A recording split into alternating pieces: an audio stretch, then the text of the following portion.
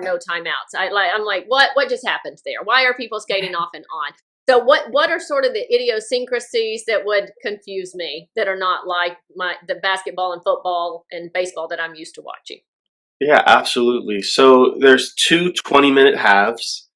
There are timeouts. You can substitute.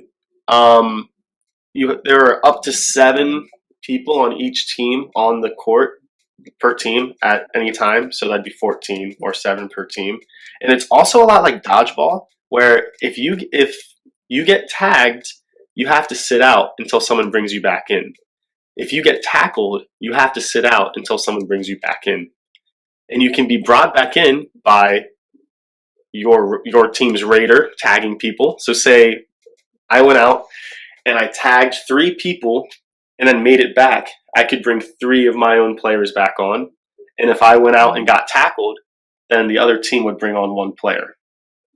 And every tag is a point. So 3 tags would be 3 points. And every tackle is 1 point, mostly. Wow. What Is there sports did you play growing up, Jake, to prepare you for this? Sure. So I wrestled. I was a national qualifier in wrestling. And I studied musical theater, so I have a lot of ballet experience and just musical theater dance experience, which has granted me. It's really helped out with the balance and agility aspect of it to outmaneuver the defenders to tag them and kind of glide back to the other side of the court, to my side of the court. And the wrestling really helps because it just helps to out wrestle and break tackles from the defenders. Does that make sense? I remember. Yeah. Yes, I like to hear about this ballet. I did ballet for 17 years, so I'm thinking I could be a raider, right? No, Oh yeah. but I remember when Herschel Walker talked about how much ballet helped him when he was at Georgia. So I find that fascinating that you feel that that's been super helpful. It's just the truth. I mean, it's great for flexibility. It's amazing for balance. It's like for understanding how to engage your core, which is so important. It's great for just footwork and agility. I mean, tap dance is great if you have bad ankles. Strengthens your ankles. Seriously, like I think dance is among the best thing you can do for pretty much any sport. Now here's a super you would basic. not believe this. I used to tap dance and I hated it until my mom told me that Joe Namath was a tap dancer. And then I thought it was okay. Then it was cool. When Kobe Bryant hurt his ankles, he tap danced to strengthen them. Oh, we could come up with a new training program that involves tap, ballet, musical theater. Oh yeah. Yeah, wait, super basic question about sport. Oh, super basic question about this sport. In Atlanta, Georgia. Okay. So Atlanta, Georgia is home base, and we're looking to expand throughout the nation. So here's my basic question about the sport. You called it a court. So is it an indoor or outdoor sport? Yeah, so it can be played in either, but it's on a mat, which it's a 10 by 13 meter mat. It's an international sport, so meter, which is about I'm not even going to try to do the by feet. But do the conversion. Yeah, the conversion. But it's 10 by 13 meters, and it's played on a mat, similar to a wrestling mat, a little bit different, but similar. Easier to kind of just maneuver on. So that's us in the 2016 World Cup. I actually was not yet a part of the team, so these are a lot of my teammates. And that's against Poland. And as you can see, he breaks the tackle and got 3 points because he made contact with 3 players. That's a super. Oh, wow. Boom, 1, 2, 3. And he crossed the half line into his side of the court. And boom, we stopped him from making it to his side of the court. So we got a point for that. And that Raider has to sit out until he's brought back in. And this is in the 2016 World Cup that received more views than the Super Bowl in 2016 with Tom Brady. Actually, when Tom Brady came back to win in overtime. And yeah. So we're training for the upcoming World Cup. And also, we're aiming to have a bid in the 2024 Olympics. So it's a demonstration sport right now in the Olympics, correct? What will the That's what we're process aiming. be? Okay, I got you. Mhm. Yeah, we're aiming What to make it a demonstration sport, most likely in the 2024 Olympics, and then to continue to grow from there. It's fascinating. I mean, I think my boys were playing kabaddi in the living room growing up and not knowing that that's what they were doing. They called it knees. One guy tried to get to the other couch, and the other two tried to keep him from getting there. Right. Yeah, pretty much just like that. On their knees, so they would tackle each other, and as long as there was no crying going on, Jake, they could keep playing. But as soon as the first guy started crying, game over. We have the same rule: no crying. I like that one.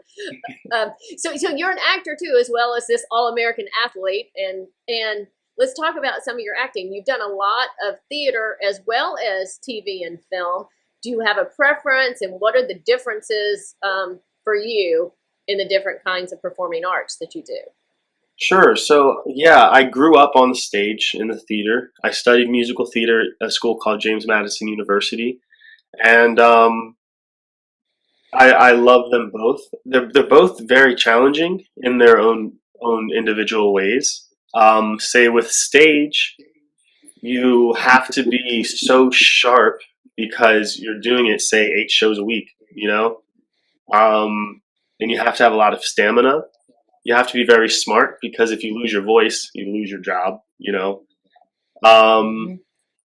and yeah, and it's also so thrilling because of the live audience.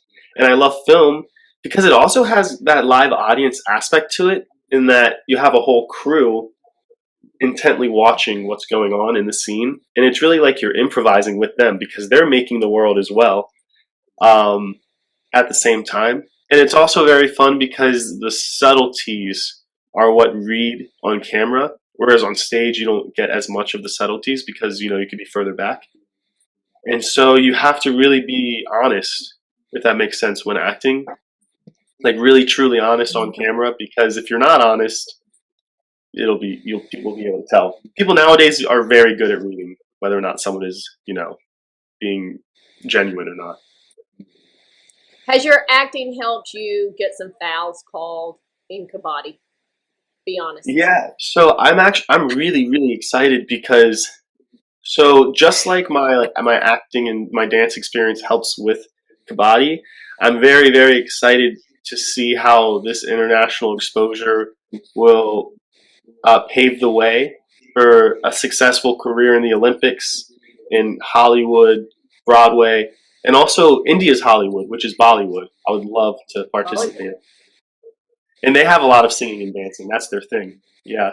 Um, and in their movies, they constantly have song and dance. Very fun. So I think it'd be right up Well, you my said alley. your kabaddi, but you're training in Atlanta most of the time. But when you travel the games, are most of the games they're played internationally everywhere, or are most of them played in India? So in the World Cup is generally in India. There talks about it being in Dubai before the pandemic. I'm not exactly sure what they want to do now, but there's plenty of tournaments in Thailand. Poland just competed. Our coach is from Kenya. He's actually one of, if not, I think the best defender in the world. Um, so people play kabaddi all over the world. In the Americas, the United States has a kabaddi team, and I think Argentina has a kabaddi team.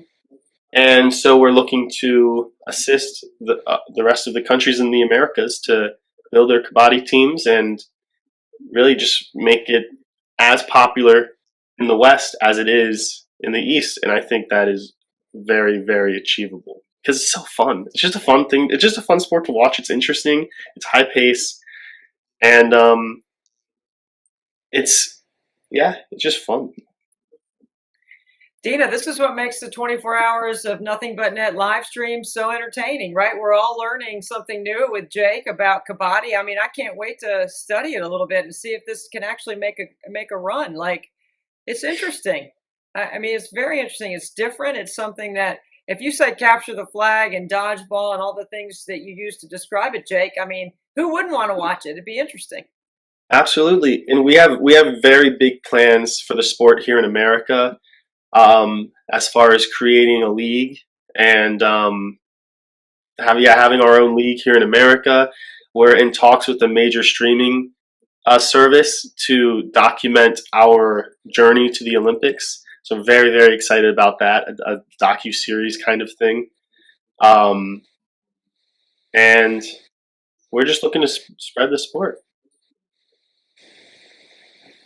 That sounds phenomenal. Thank you for helping educate us a little bit. Like Debbie said, I'm going to go study it some more, pull up some games, and Absolutely. learn If you have more any about the questions, sport. feel free to reach out. Yeah. We got it. We got a personal reference and player that we can follow. What number do you wear, Jake? What's your number? I plan on wearing 757 for where I'm from. 757 Virginia Beach. So you can wear 3 numbers on your jersey? Why not? I mean, I don't know why not. Like we we traditional don't sports know. have 1 or 2 numbers. I like it. I mean, yeah, I'm just gonna do it. Good for you. Good. No Well, worries. you're awesome. Thank you Hey, so you guys much are awesome. for, I mean, supporting our event and being a part of what we're doing and helping us be introduced to Kabaddi and your brilliant career in film and stage. I mean, thank you. Thank you so much. Well, what you guys do is just absolutely amazing. So right back at you. You guys are doing just great work. I think you said you raised $250,000 for the Special Olympics in the past couple of years, right? Right. That's insane. That's amazing. You guys are doing such a great job. Well, thank you so much. And thank you for your help. And you're helping make a difference and an impact on a lot of people's lives by participating in our event. Happy to be here. It's been an honor. All right, Thank you everybody, so we're back for another awesome segment with an amazing celebrity writer, Andrew Marinus. Andrew is a writer of nonfiction books that have been on the New York Times bestseller list. And what I love about your books, Andrew, is they always link history and sports and social justice. And you have won so many awards here. Let me just pick up my paper and read some of them. Obviously a New York Times bestseller. You've received the Lillian Smith Book Award, the Sidney Taylor Book Honor, and the RFK Book Award Special Recognition Prize. You also are a contributing writer for ESPN, for The Undefeated. And you went to Vanderbilt University with Dina Dill. Says it right. That's right. In the bio. Yeah, that's the highlight of the bio right there. You know what's going to happen, Andrew, is all of my friends are going to be like, how come Dina gets her friends on the live stream? Why aren't we on it? Sorry about that, Debbie. I'm your friend too. I know. Right. We are. Friends are friends. We know that. You couldn't learn that. Friends of friends are part of the big team, and that's what That's it right. takes to pull this kind of stuff off and get people to help with Special Olympics, is pulling the team together. Yeah. So, Andrew, what's it been like this year? I mean, with the COVID year, because when we talked to you, we were just getting into COVID. Now we've had a full year of it, and with everything that you do and your experiences around sport, the history of sport, how you craft your work. Yeah, it's been, a tough year, like for anybody else, working in the Vanderbilt athletic department, and for a while there, not having sports, not seeing the student athletes around as much, not having the events to go to was just, disappointing from a personal standpoint. It's been fun to see things start to get back a little bit to normal now. I know that there's going to be a full house at the baseball games coming up in about a week.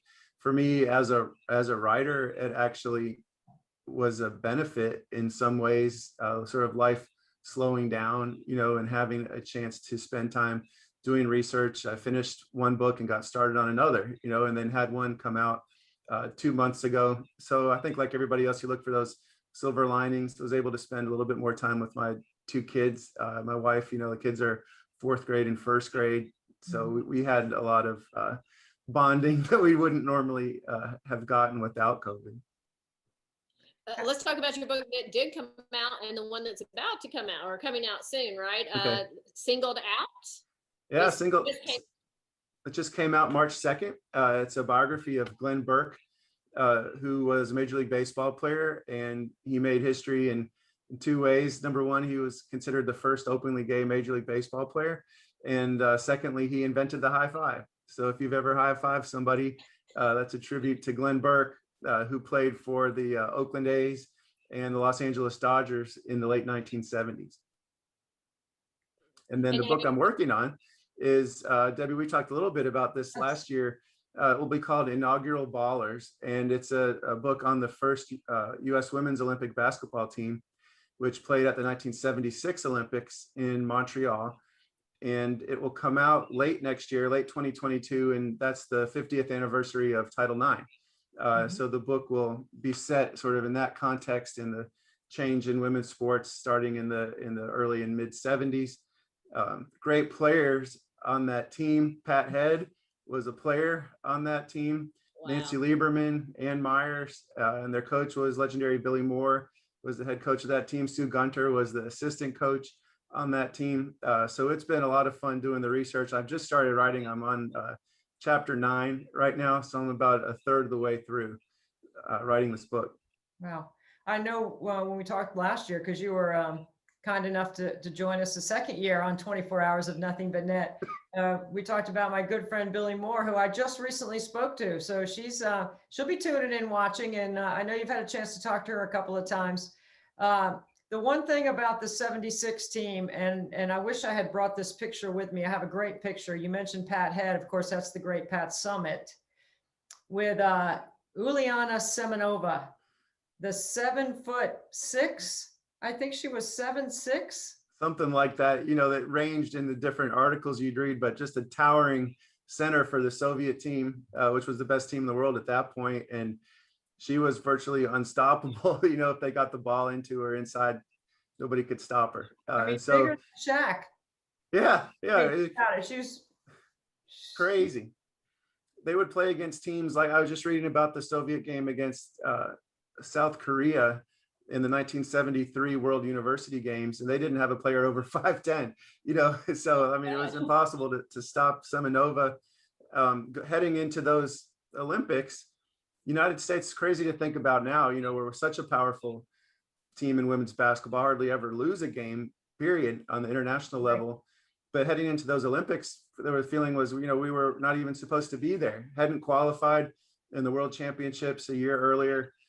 Nobody expected us to win a medal. And so winning a silver medal in those 76 Olympics was considered a really big deal. And nobody was disappointed in winning the silver.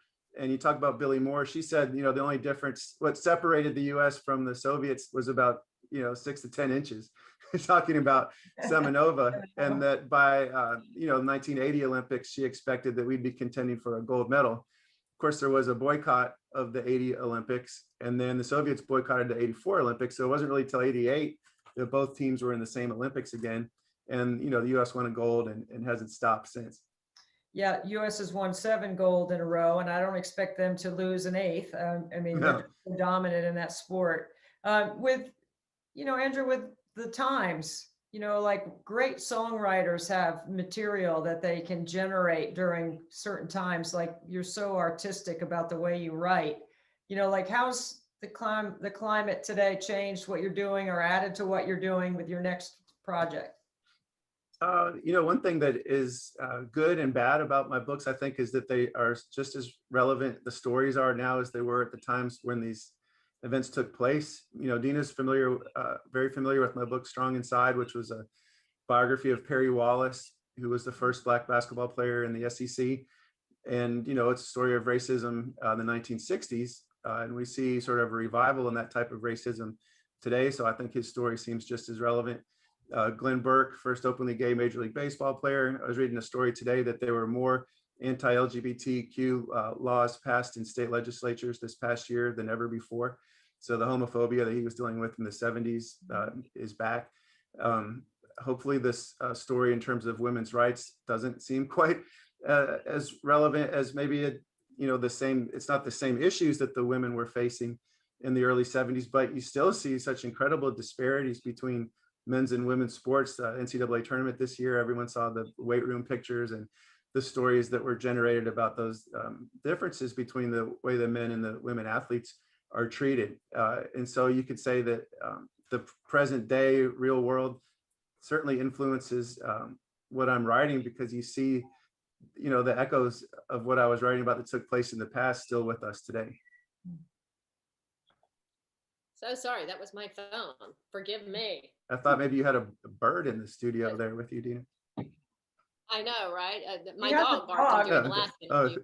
She does have a dog Disruptive. with her. Yes, I do. Sorry about that.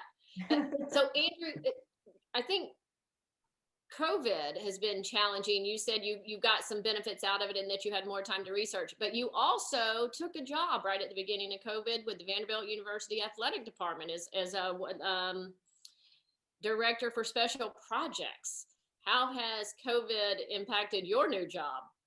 Yeah, well, it's been great to be back at my alma mater, place that's supportive of an author as well, and so I do a lot of writing and research projects for the athletic director, Candace, who you've talked to today.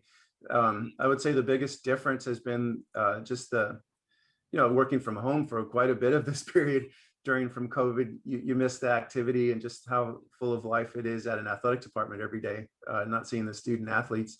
But it's given us more time to plan, and we're working on a project right now. For example, the football stadium will turn 100 next year. And so looking at sort of 100 years of Vanderbilt football, particularly, with Vanderbilt Stadium.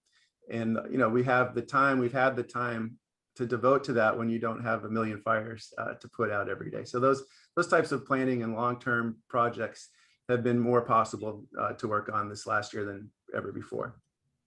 Well, Andrew went to college and on a sports scholarship of sorts, which I always found cool. When we first met in college, I was like, that is amazing. So if you would tell Debbie about it, I would love. Yeah. Well, it's the reason I ended up here in Nashville. And growing up, I was a baseball player in high school and was the sports editor of our student newspaper. This is in Austin, Texas. And one day at Austin High, I was walking down the hallway and there was a poster advertising a full tuition scholarship to Vanderbilt, which was a school I really honestly had never heard of before. But it was a full scholarship. And so I was going to go to play baseball at a D3 school in Minnesota called Macalester College. But when I saw this poster, I applied for the scholarship, and my mom showed up at the school a couple months later. It was called the All Sports Picnic. And so if you played any sport, it was toward the end of the school year, you kind of got out of school that day, and it was like sort of a field day with a picnic. And my mom and my little sister showed up. They weren't supposed to be there. My mom was crying. I was so embarrassed that she was there, period, and also that she was crying. And she said, Vanderbilt just called and said you won the scholarship, and so she was crying because she was happy. And so that's how I ended up coming to school here, and working at the student newspaper was how I got to know Dina and a lot of the other athletes at the school. CM Newton, Debbie, who I know is someone that means a lot to you, was the men's basketball coach when I arrived as a freshman, and he treated me like I was a real professional, reporter at those games. And so I just fell in love with Memorial Gym and being around college athletes, and I haven't been able to shake that, ever since. But you've been involved in athletics your whole life, as you were saying, playing baseball. You were thinking about playing baseball in college. You went to Vandy on a scholarship, and right after Vandy, you went to, I believe it was Tampa Bay? Yeah, Tampa Bay Rays. So when I was in college and my first few years out of it, my first job, Debbie, I think you have a SID background also. I was men's basketball SID at Vandy from 93 to 97 and was applying to every Major League baseball team, getting rejected by every Major League baseball team, but was saving the letterhead because I thought it was cool to get a letter from the Cardinals or the Braves or whoever, kept all of those rejection letters. Finally, in 98, there were the Diamondbacks and the Rays came along as expansion teams. And so I was hired as the media relations manager for the Tampa Bay Rays their first season. And they had players like Wade Boggs and Fred McGriff, Roberto Hernandez, Wilson Alvarez. It was a fun year to be down there getting something new started. It was a tough year personally. It was a long distance engagement that I had, trying to manage that also. And so I decided I was going to move back to Nashville after that first year. And the manager was a guy named Larry Rothschild. And his going away present to me at the end of the year, the last trip was to Boston and New York. And so at Yankee Stadium, he let me take batting practice with the team, which was just for me as a big baseball fan, it was just incredible to have that experience. And then after batting practice, they let me, you know how a starting pitcher will go warm up in the bullpen before the game. And they typically, like at a stadium like Yankee Stadium, where the bullpen is in the outfield, will walk across the field, not, you know, through a tunnel or something. They walk across the field out to the bullpen. And so I got to walk across the field with the pitcher and the pitching coach and get booed by Yankee fans, which was just the best feeling, you know? And so that was one of the best days of my life. Take BP, Wade Boggs is there, you know, leaning on the cage while I was hitting, and then got to walk out to the bullpen. That's phenomenal. Those are great memories. You strike a chord with me with CM Newton, obviously. I mean, he was the basketball coach at Vandy, but he was the athletic director at Kentucky when I was interning, and he, along with Gene DiFilippo, actually allowed me to be the director of marketing. So that was really my first job. CM was, you know, gave me my first chance along with Gene to be the director of marketing at Kentucky and stay. So, you know, we've got a little Kentucky, I've got a little Ohio State. Of course, I'm a Vandy fan because of Dina. All right. So we're excited about Shay Ralph coming here as a women's basketball coach now. Should be really excited about her. Yeah. And CM, going back to giving you your opportunity, I mean, he created a lot of opportunities for women. I know Bernadette Locke Maddox, you know, in her position there, and for Black coaches like Tubby Smith. And so Dina mentioned the Undefeated. One of my favorite articles that I wrote for the Undefeated was on Coach Newton. I went down and spent a day with him in Tuscaloosa and wrote about the fact that he had desegregated the team at Transylvania when he was head coach there, desegregated the team at Alabama when Bear Bryant hired him to coach down there. Comes to Vanderbilt and is the person who invites Perry Wallace. It was Coach Newton who invited Perry back to celebrate the fact that he was the Jackie Robinson of the SEC. And then he goes to Kentucky and hires Tubby Smith. So, I mean, he had a pretty profound impact on 4 basketball programs. Really, really great guy, great leader, great vision, great communicator. I think those are all things that sum up who's CM Newton. And then, of course, his son Martin is very similar to him as well. I think he's still the athletic director at Samford. Yeah, as far as I know, he is. I've had a chance to speak down there and saw him there and told him what a great guy his dad is. And you could tell how close they were. Yeah, I love going down memory lane a little bit sometimes because there's such great fond memories that shape who you are with the people that you're around back then, that you see people like yourselves and CM Newton, just to mention one, that are so philanthropic, always trying to figure out how you can give back. And, you know, my coach was always about, well, you know, okay, yeah, we're doing a good job, but what more can we do? You know, so like, okay, Special Olympics needs some funding. What more can we do? You know, how can we get involved? What can I do to make it better? Or how can I use my resources, my time? And that's where we are. I mean, 3 years into this, Andrew, and I am shooting till my arm falls off, and excited about what we can do to help raise money for Special Olympics in South Carolina. That's awesome. It reminds me, I was interviewing a professor at Vanderbilt named Dr. Sharon Shields, who was instrumental in pushing for Title IX legislation. But as a little girl, she went to elementary school in Kentucky, and they had a baseball team for the boys, but they didn't offer softball or baseball for the girls. And so she asked her teacher if she could start a softball team. And the teacher told her no. And this was a woman teacher, you know, and then she asked the principal and they said no.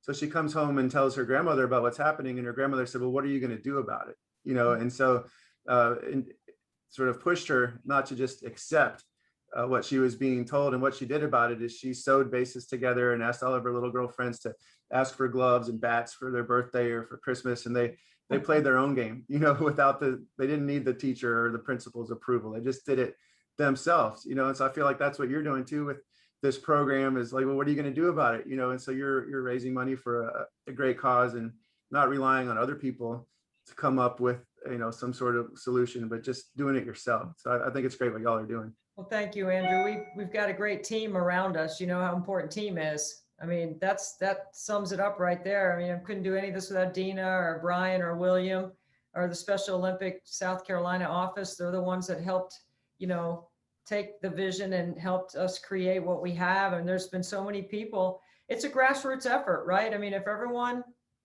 gave me a penny for every free throw, it's $24. That's kind of the pitch. And that's what it's been from the beginning, because I'm going to make $2,400. you're gonna be sore after that, but you'll have a lot of pennies. Yeah, right. It's a lot of fun because of the people that are involved, and Yeah. we'll have a great 24 hours in the driveway. That's for sure. That's amazing. Well, my kids now are the age where I can shoot around with them in our driveway now. We love it.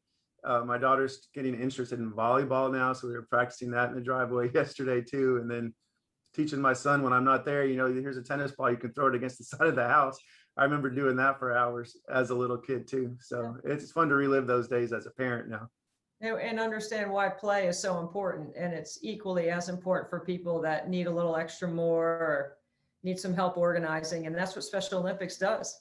Yeah, and I think I was thinking about that before getting on this Zoom, is that with Special Olympics, like, everybody deserves a chance to play.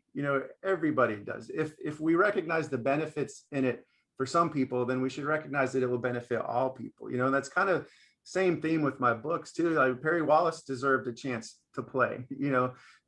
Glenn Burke deserved a chance to play. And in both of those cases, you saw people saying, well, they because of who they were, they shouldn't get that opportunity to play. These women's basketball players who were coming along before there were scholarships, for women's basketball, they deserved a chance to play too, just like what you're doing with Special Olympics.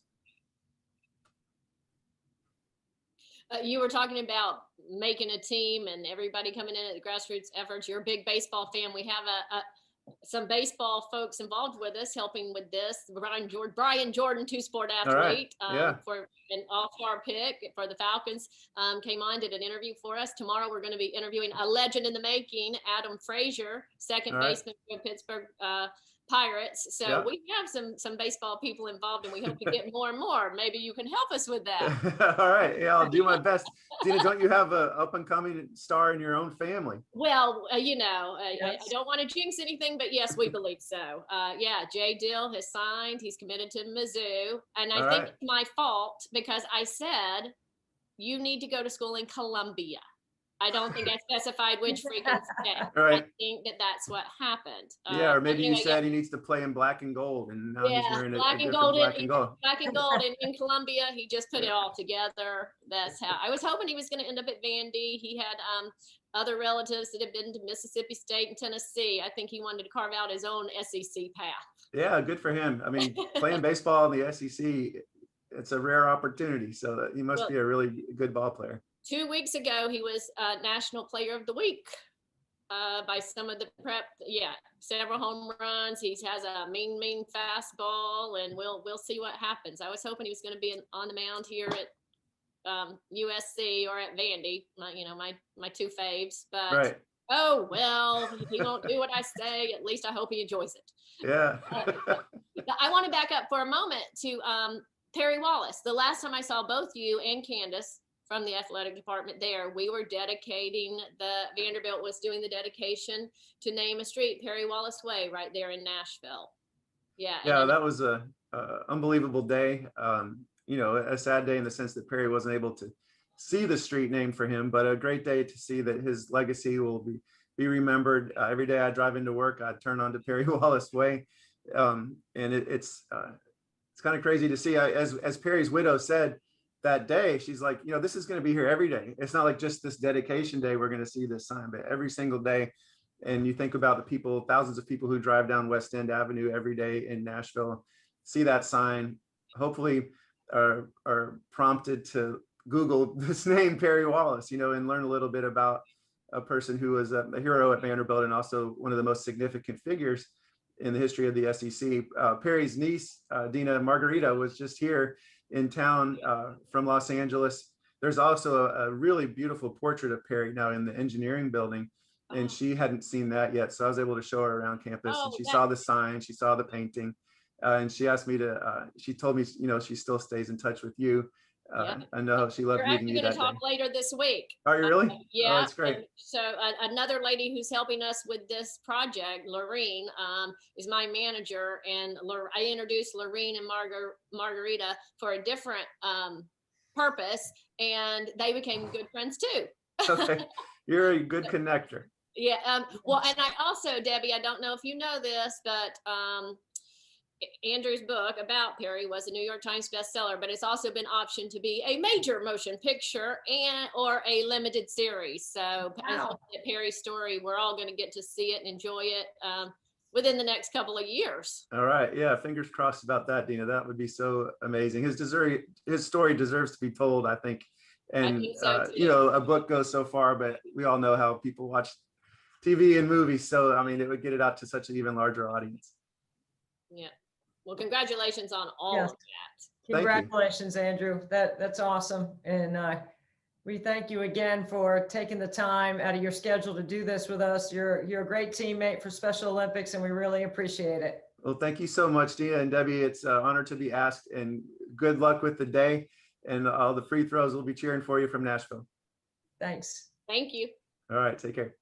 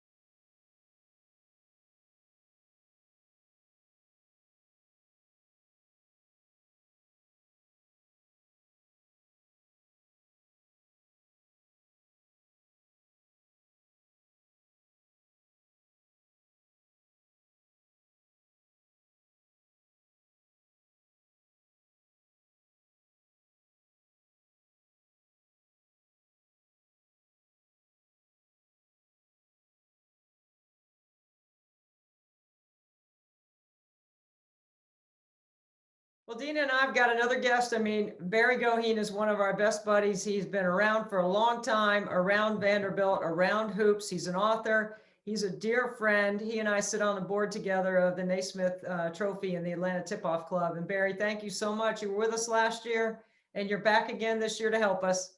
I wouldn't miss it. It's a privilege to be a part of this. You both and your teams and your staffs do wonderful work, and you made this into a can't miss event in a very short period of time. So I congratulate you both. Well, Barry, one of the great compliments I always think to this event, and I've said this before, we've had a couple of people that were with us last year, and we continue to grow. We keep moving the needle forward. Just keep trying to do more for Special Olympics, trying to raise money. What draws you to being a part of this event so much, besides Dina twisting your arm and probably offering you a couple of bottles of wine on the side? Don't tell everybody how much I pay. I might pay people differently. That's true. There are different, like all contracts, not everybody's treated the same. But this is such a great event, and to be part of something like this that involves my passion of basketball, to me, that's a no-brainer. I feel very strongly about providing individuals with these sorts of opportunities. They should have the same opportunities that the three of us had, as we were all college athletes, as you know, and they deserve nothing less than the same opportunities we have. So I jump at the chance to get involved in something like this. I think it's very, very meaningful and just a wonderful project that you both are running. Thank you so much. Well, I can't tell you how honored we are to have Superman with a superpower, the buzzer beater, Barry Goheen. My very first Vanderbilt experience, the first basketball game I went to, Barry Goheen hit a last-minute shot, and I got to run out on the court. I was a cheerleader at the time. I went running out there. I got stampeded. I got saved by a Vanderbilt football player who picked me up and was like, "Dee, you can't lay down on the ground in the middle of people running on the court." I'm like, "Well, I didn't mean to." But people are lifting Barry up. We're all cheering. It was quite spectacular. It's funny. I don't know if you probably do know Craig Savage.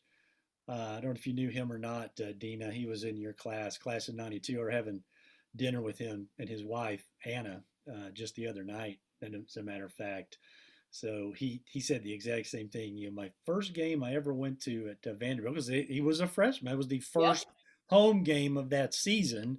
So if I wasn't someone was a exaggerating. That was not no, that's no hyperbole. exaggeration.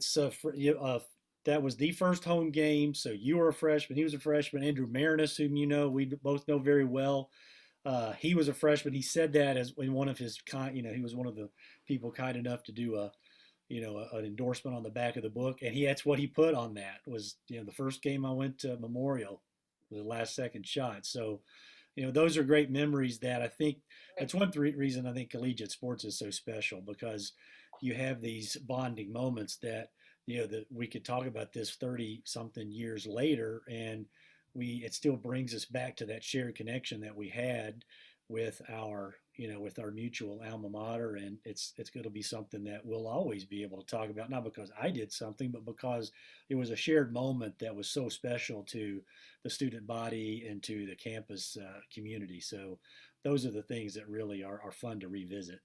But we weren't the only people who thought it was a spectacular, fun thing. Debbie, I don't know if you know this, but ESPN did a 30-minute documentary just on Barry's last-minute shots. Yeah, that was very kind. I've never seen that. You're probably about the 1,000th person that said something like that. Somebody told me like a month You ago watch they it. just, but I heard that it was on. I never, of course, we're talking about the relative dark ages back in those days, so it's not like you could stream it or anything like that. So, but that was kind of them to do. They've always kind of they were sort of early onto the scene with these sorts of with the Sports Center and having great shots or great games and all that sort of thing. That's what people looked at back in those days. There was no Fox Sports, and there was no streaming, and there was really not much internet. So Sports Center was really the thing, and ESPN was really the thing. So if you got on there, that was like playing Broadway or something. That was huge. Barry, take us through those moments so people that aren't familiar with your book and know your story you can share that with us. Sure. We I played at Vanderbilt. I graduated in '89, and we had a lot of close games. We were not we were not beating teams by 40, and we were not losing by 40. So we were well coached, as you know, Debbie, with C.M. Newton, our mutual mentor. Me at Vanderbilt, you at Kentucky, and he if we were underdogs, which we were a fair amount of the time, he had a way of keeping the game close. And we had a firm belief that Coach Newton instilled in us, that if we could keep the game close, we would find a way to win. We had very smart players. We executed well. We generally were good at the free throw line. We generally did not make silly turnovers, especially late in games. Of course, that all things are relative. We weren't perfect, but those sorts of things, you feel like if you can get it into, say, a 1 or 2 minute game or a 3 minute game where you're still even with a team, as I said, he instilled in us a great level of confidence that we would be the ones that would come out on top. And if you look at his record at Vanderbilt, and I don't have the stats on memorized, but if you look at the record he had at Vanderbilt in his overall games and the record he had in games something like in overtime or decided by, say, 5 points or less, that latter category, the win percentage was higher. I mean, which I think, to me, that speaks to coaching. I mean, I think that's pure kind of coaching. Obviously, the players need to execute, but I think that's really a testament to great coaching and great preparation when you have that kind of statistic where the team tends to have a better percentage in close games than it does in all other games. He was a great preparer, I think, for games, and a very good in-game coach. And those two things are not, by any stretch of the imagination, those are not simultaneous or concurrent types of things. Those are separate coaching skills. Barry, Coach Newton always was a tremendous leader.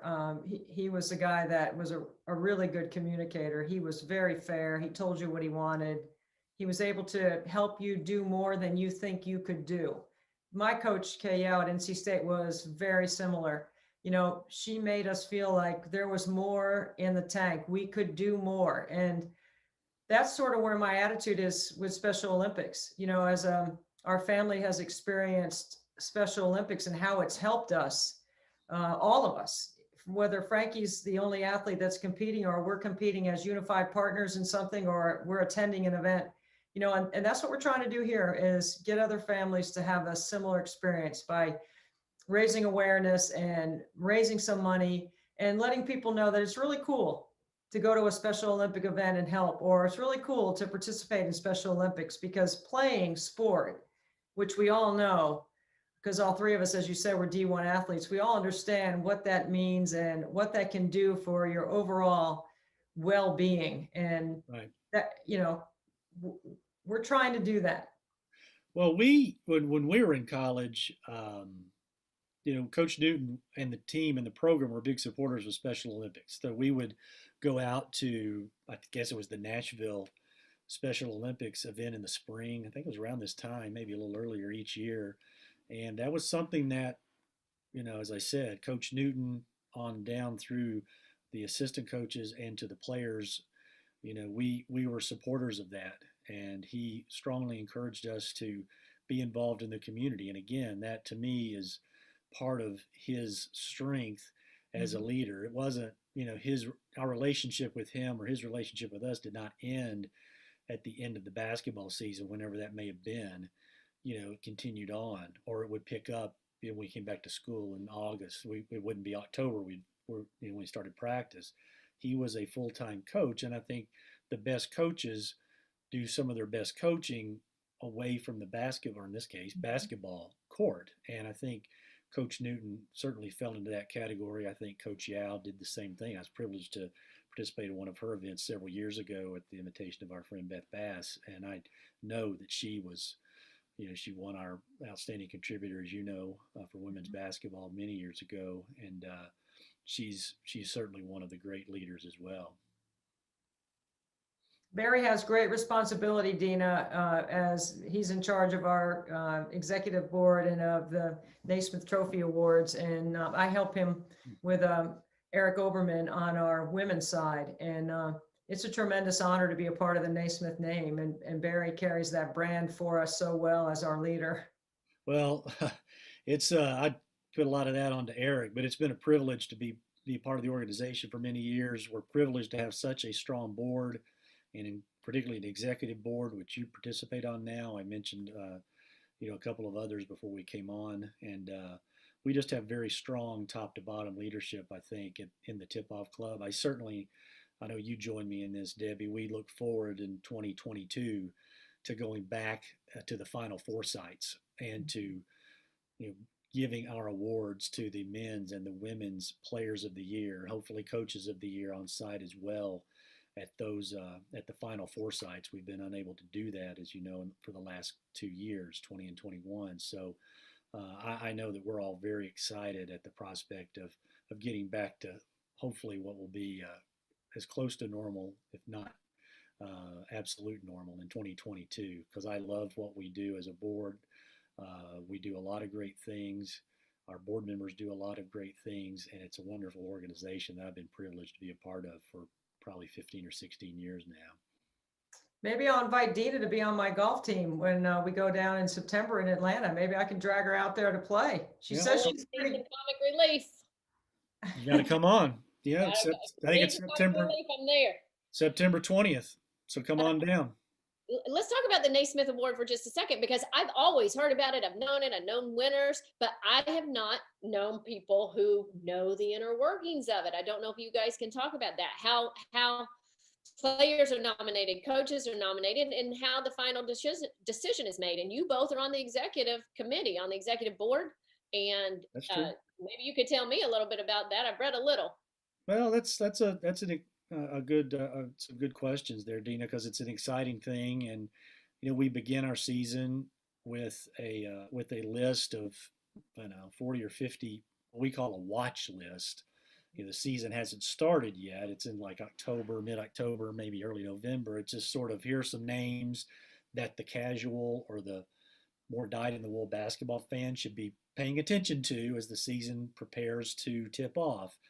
Then, then we'll have more formal kind of announcements of here's our top X number of lists that we'll get into once we turn the calendar kind of into conference play.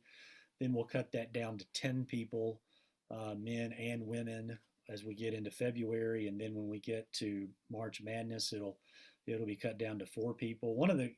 And then that from there, the winner is chosen by our board of selectors. Each of the board members has a vote. And I think one of the great things actually really about the Naismith is that we not just allow, but we encourage the public to vote. I mean, we've always done this for probably ever since I've been involved in it. We allow, and as I said, encourage, basketball fans to, text in their vote, and it counts for a fairly substantial percentage, more than, as Eric Overman would say, more than the Heisman percentage of their fan vote. So, it's really interesting to see that, because the truth of the matter is the fans get it right most of the time. Now, every now and then there are, maybe schools that are more popular or have a wider footprint than others, but that's never affected the final vote. I can say that for sure. But it's really an exciting thing that allows, I believe, basketball fans much more involvement in having a say as to who the Naismith, I should say, the Jersey Mike's Naismith, because that's our title sponsor and partner, the Jersey Mike's Naismith Player of the Year Award goes to, because we want their vote to count for something, and it does. So that's sort of a kind of an abridged version as we go throughout the season that we do that. As I mentioned a moment ago, until the pandemic hit, we presented most of these awards on site at the Final Four, men's and women's.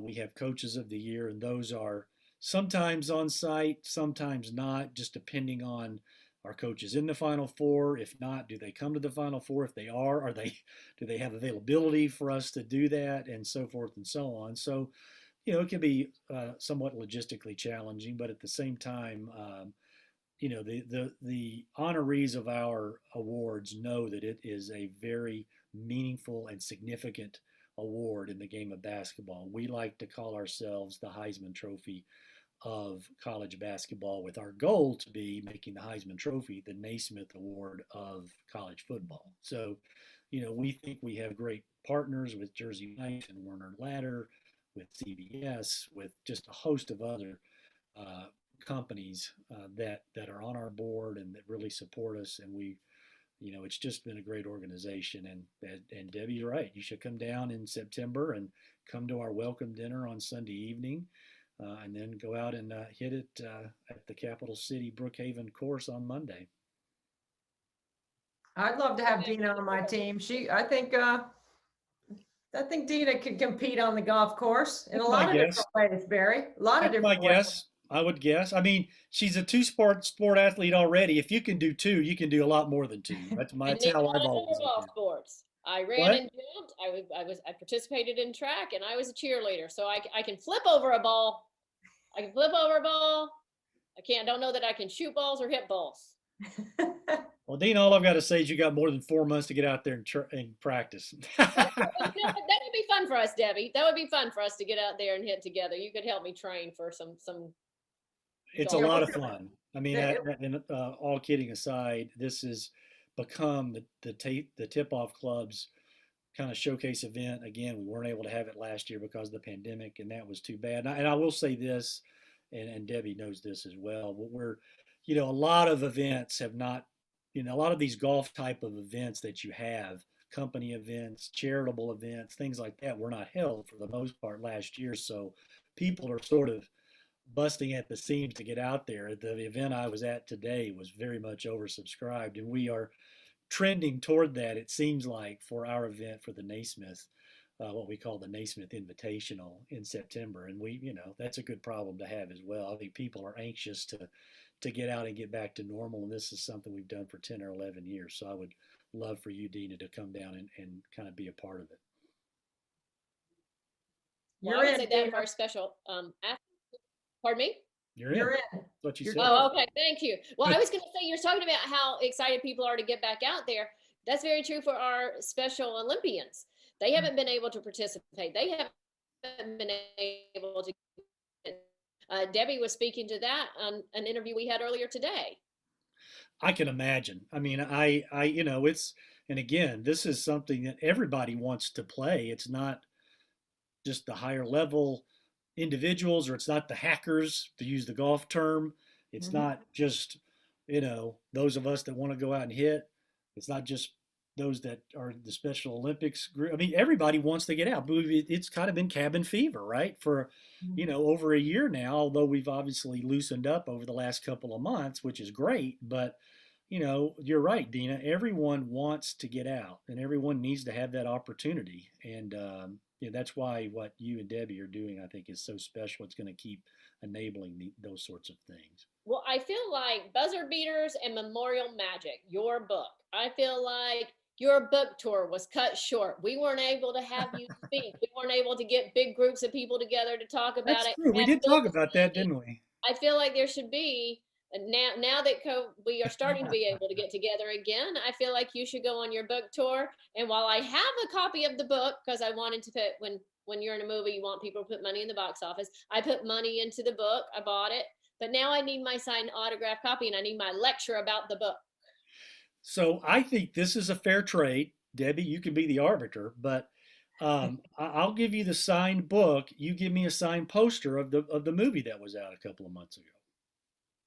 All right. I feel like that's fair deal. I feel like I'm getting the better end of the stick there for sure. I think that's a fair deal, Barry. But one of the friends that Dina had on was a former producer of the Real Housewives program. So he was trying to get me and Dina in some sort of conflict. So I could be able to help you out there. I think, I don't know, this is a tough one who I'd have to side with. I wouldn't be a very fair judge. Now, he was a cheerleader at Vanderbilt too, Barry. So he's one of Is our that one right? of our fellow Commodores. But he feels like the conflict could help drive viewership. So he's going to work on something. I said I want to pull Debbie's hair. She says no way. She says I better bring my running shoes. It does sound like someone trying to get some conflict going there. Stirring it up. He is. Yeah. Well, the bottom line is, you had mentioned having something in South. I remember that we had talked about that when you're in Atlanta. Have something in South Carolina, and you're right about that. Or, we'll get something together in Atlanta. But yeah, we'll do a trade of a poster and a book. So I think that's. You may feel that's the better end of the trade. I think I feel that's the better end of the trade, which means it must be a pretty good trade. That's how I look at it. Well, I tell you what, Barry, you're awesome. You're a great friend. We appreciate your time. For you to come back and support our event again, it means so much to me and Dina. We can't thank you enough. And, for all the families in South Carolina that benefit from this and from your time and your support, we really appreciate it. I'm happy to do it. And again, all kidding aside, I really tip my hat to what you and your teams, your family that's supporting the families that are supporting this are doing. It's such a great cause. I hope I'll always be able to take part in it because I feel very strongly about what you both are doing. I congratulate you both, and if ever you need any help from me in any way, you know where to call. Just say the word. Thank you, Barry. Thank you. All right.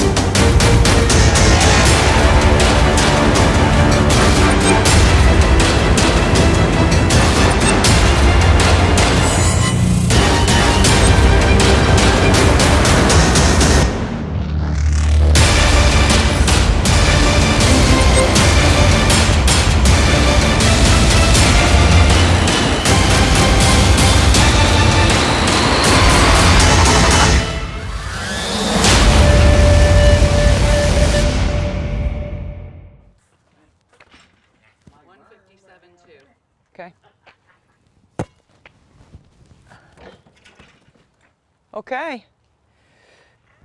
All right. 5 a.m. Shower, change of clothes, nice and warm, 55 degrees, $157,000. Amazing, okay? Amazing. All right, so I don't know how many shots I've taken, but this is the 5 o'clock hour on the East Coast, and 1,600, okay. So we're doing well, we're doing well. All right, let's give it a try. Let's see, I think I'm warmed up, okay? 1,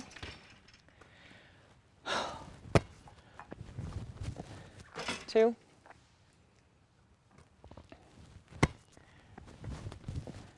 3,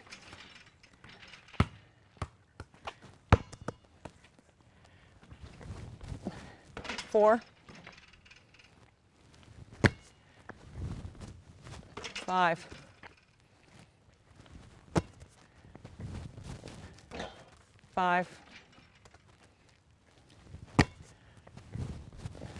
6, 7,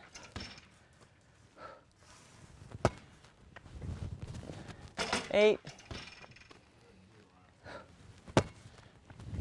Oh, it's off.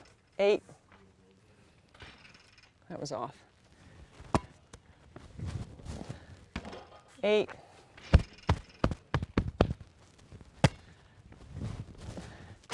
9. 10. 11. 12.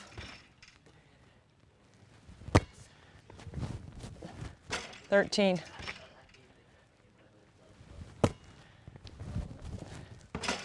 14. 15. 16. 17. 18. 19.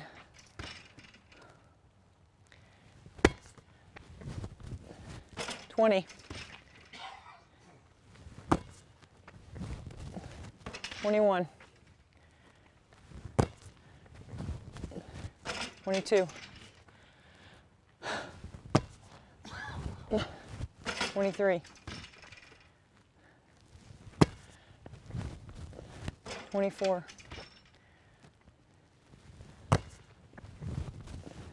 25. 26.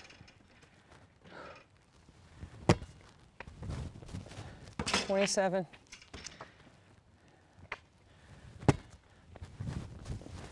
28.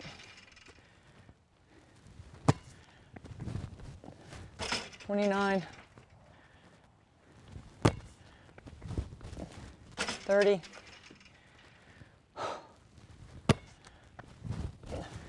31. 32.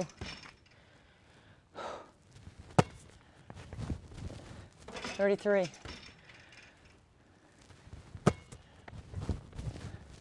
34. 35. 36. 37. 38. 39.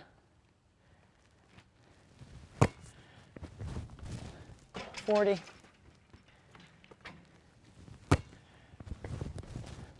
41.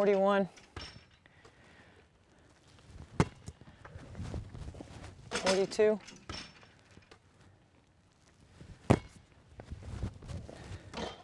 42.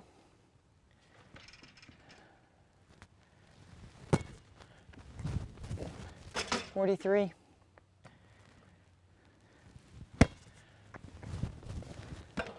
44. 43,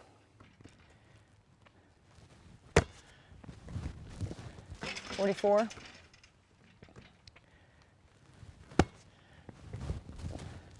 45, 46,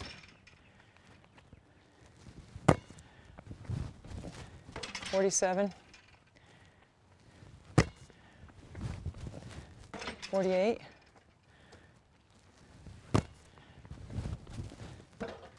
48,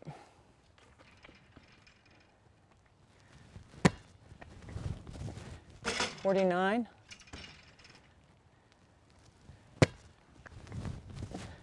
50, 51, 52, 53,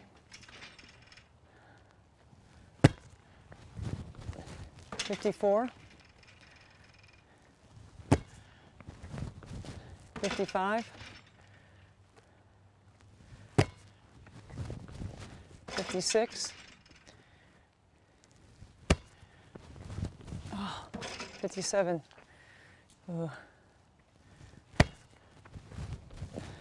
58,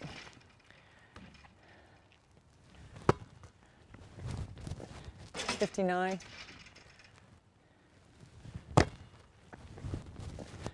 60,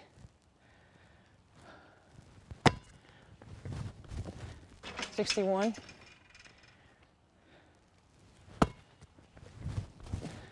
62, 63,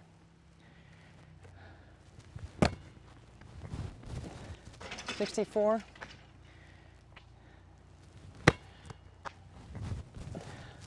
65, 66,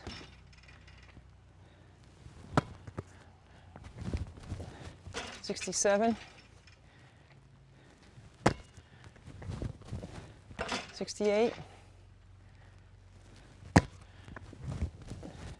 69, 70, 71, 72, 73, 74, 75,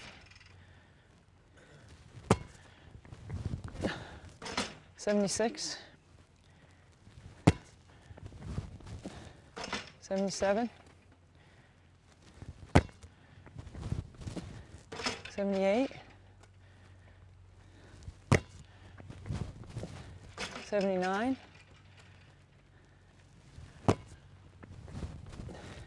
80,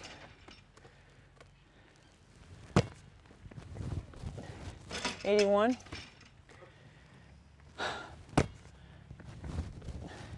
82,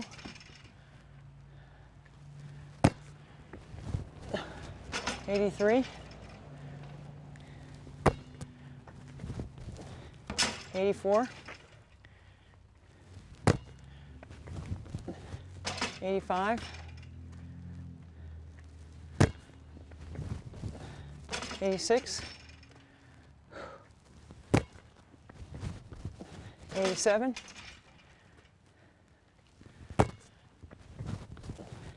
88,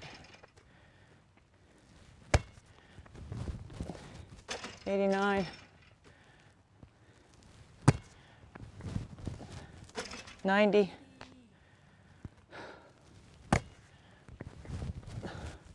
91,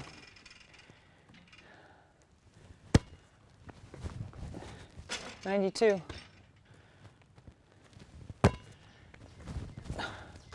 93, 94, 95, 96, 97.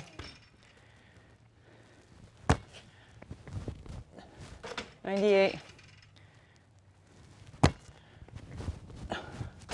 99.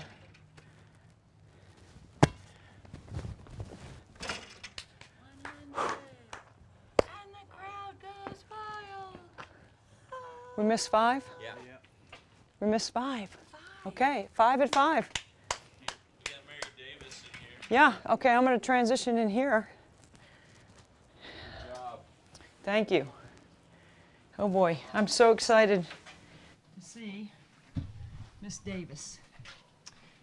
Mary? Debbie, honestly, I'm watching you do those and I'm thinking, how on earth can you keep going? I mean, you've been on the go 24 hours. Yes, we started at noon on the East Coast, and I think I've shot 1,700. So Oh my goodness. we're doing really well, Mary, and I don't know if you're aware of where our total is, but we are over $157,000. Wow. And your target, you were hoping to raise 150, which is more than any year. You've been doing it now for 3 years, right? Yes, ma'am, and 85,000 the first year, 125 the second year, That's and right. we're over 157. We are overwhelmed, we are amazed, we're excited, and we still Wow. need more. That is incredible. That's it. And everything going to the program in South Carolina? Well, what we've done this year is we've added some new partners. So Minnesota, Rhode Island, and Oregon have partnered with us. And so they each have shooters in their state.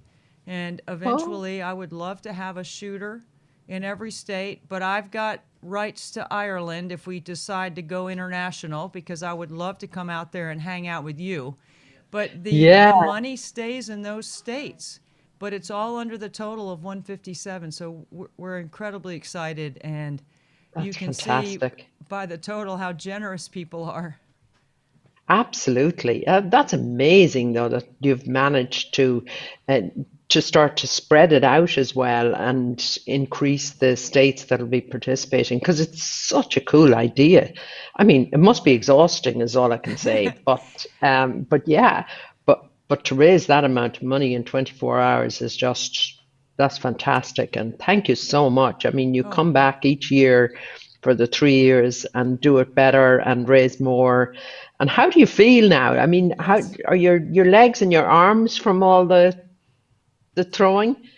Well, first of all, I should give you the proper introduction as the CEO of Special Olympics International, Mary Davis. I didn't say that on the top because you and I just jumped right in it. We were fast Yeah, friends last year, and I enjoy so much talking to you. But I feel me pretty too. good. Uh, I'm keeping a similar routine. Like we had you at 5 a.m. on the East Coast last year. At Yeah, 4 a.m., after I was done shooting, I took a shower. I've had a cup of coffee. I haven't had that much to eat because I don't want to mess up my biorhythm, or I just need enough yeah. to keep going. But I feel good, and of course I'm inspired by the amount of money. It just empowers me to try to do more and to do better.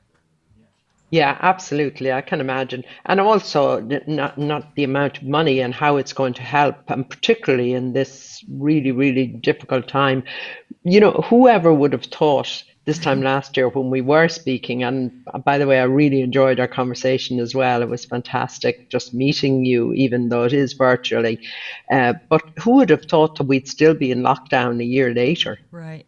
How have you been able to lead inside the COVID year that we've had, the extended time that we've had?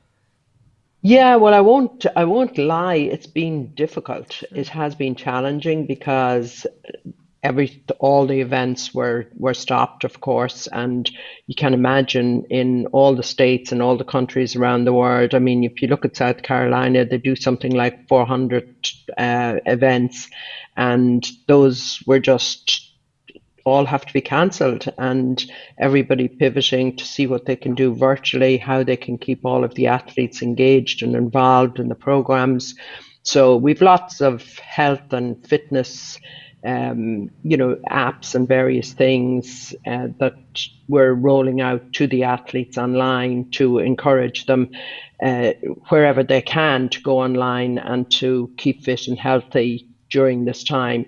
But it's not easy, and I do know that we have lost a lot of athletes because of COVID as well, which is devastating. So it'll take us a while to build back for sure. I'm thinking it'll probably be at the end of 2022, 2023 before we start to come back to what we were. But we will.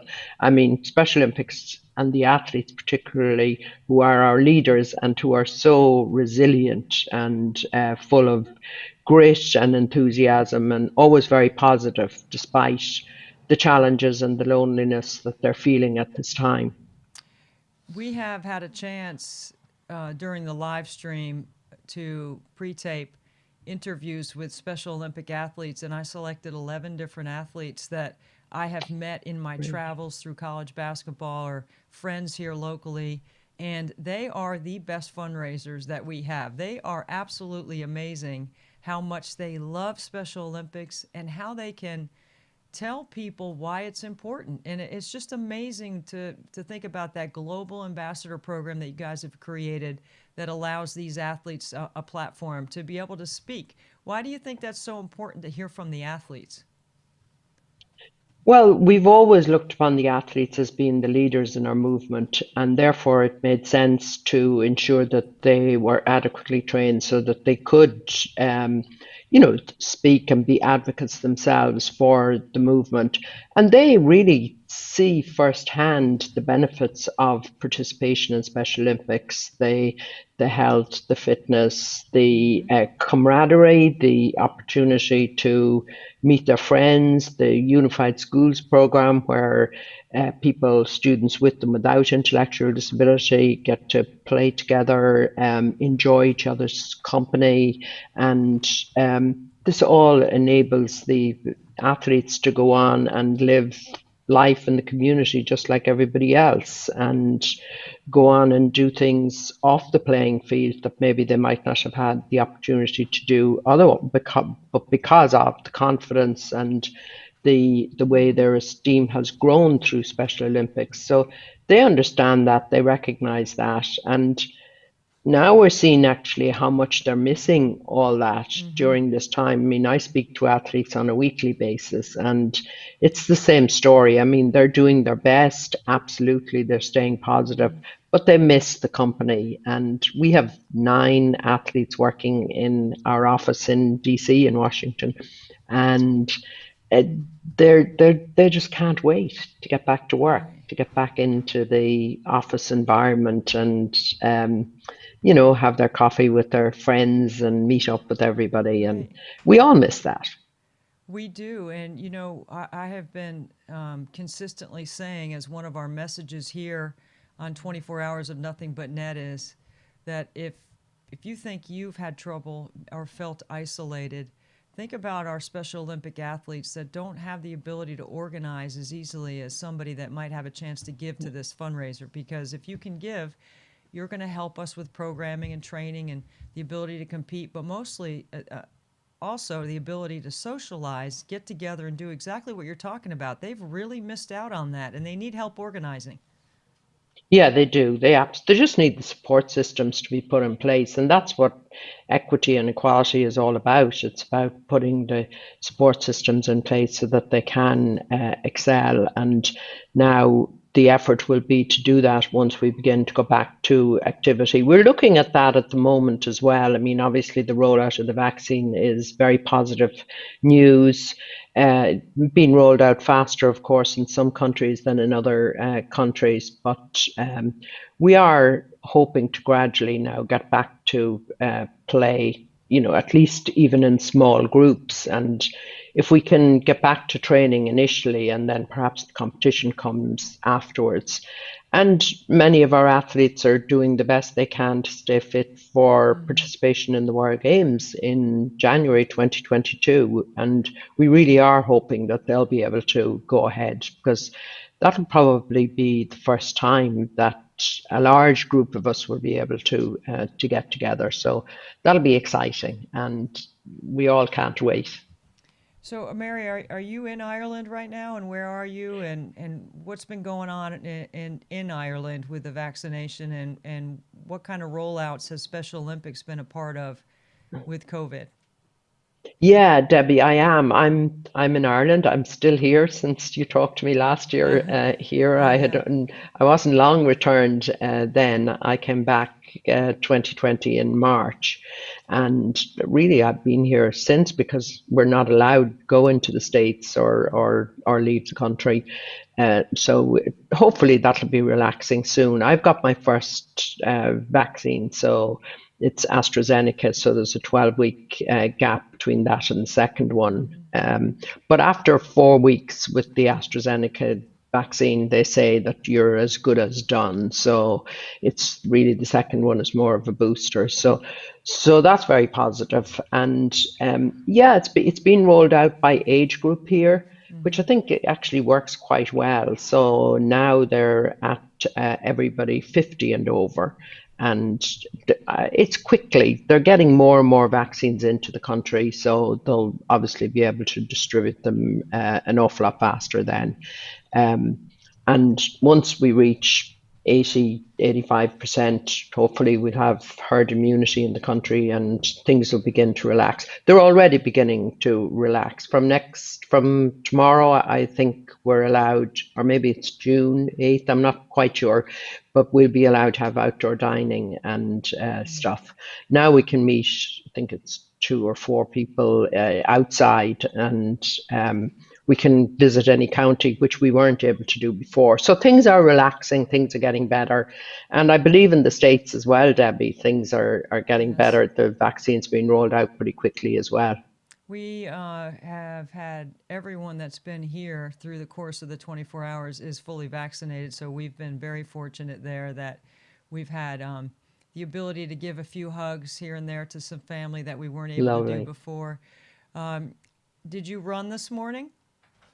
I didn't run this morning because I'm going to play golf today. Hey, that was my next question. I wanted to ask you how your golf game was going. That's right. Well, it's up and down as usual, Debbie. But yeah, I am going later on to play. So that should be fun. I'm going at 1:30, so I'm going to enjoy that. So I didn't want to run and try to play golf. It might be just a bit too much. So I'm saving my body, as they say, for the golf. But yeah, I've kept up the running anyway during COVID. It's nice to get out, particularly in the morning before I start the day at work, and go for a run or at least a walk. There's not lots of nice areas around where I live that I can walk on the cliffs and near the sea, so it's really nice. What about you? What have you been up to for the year?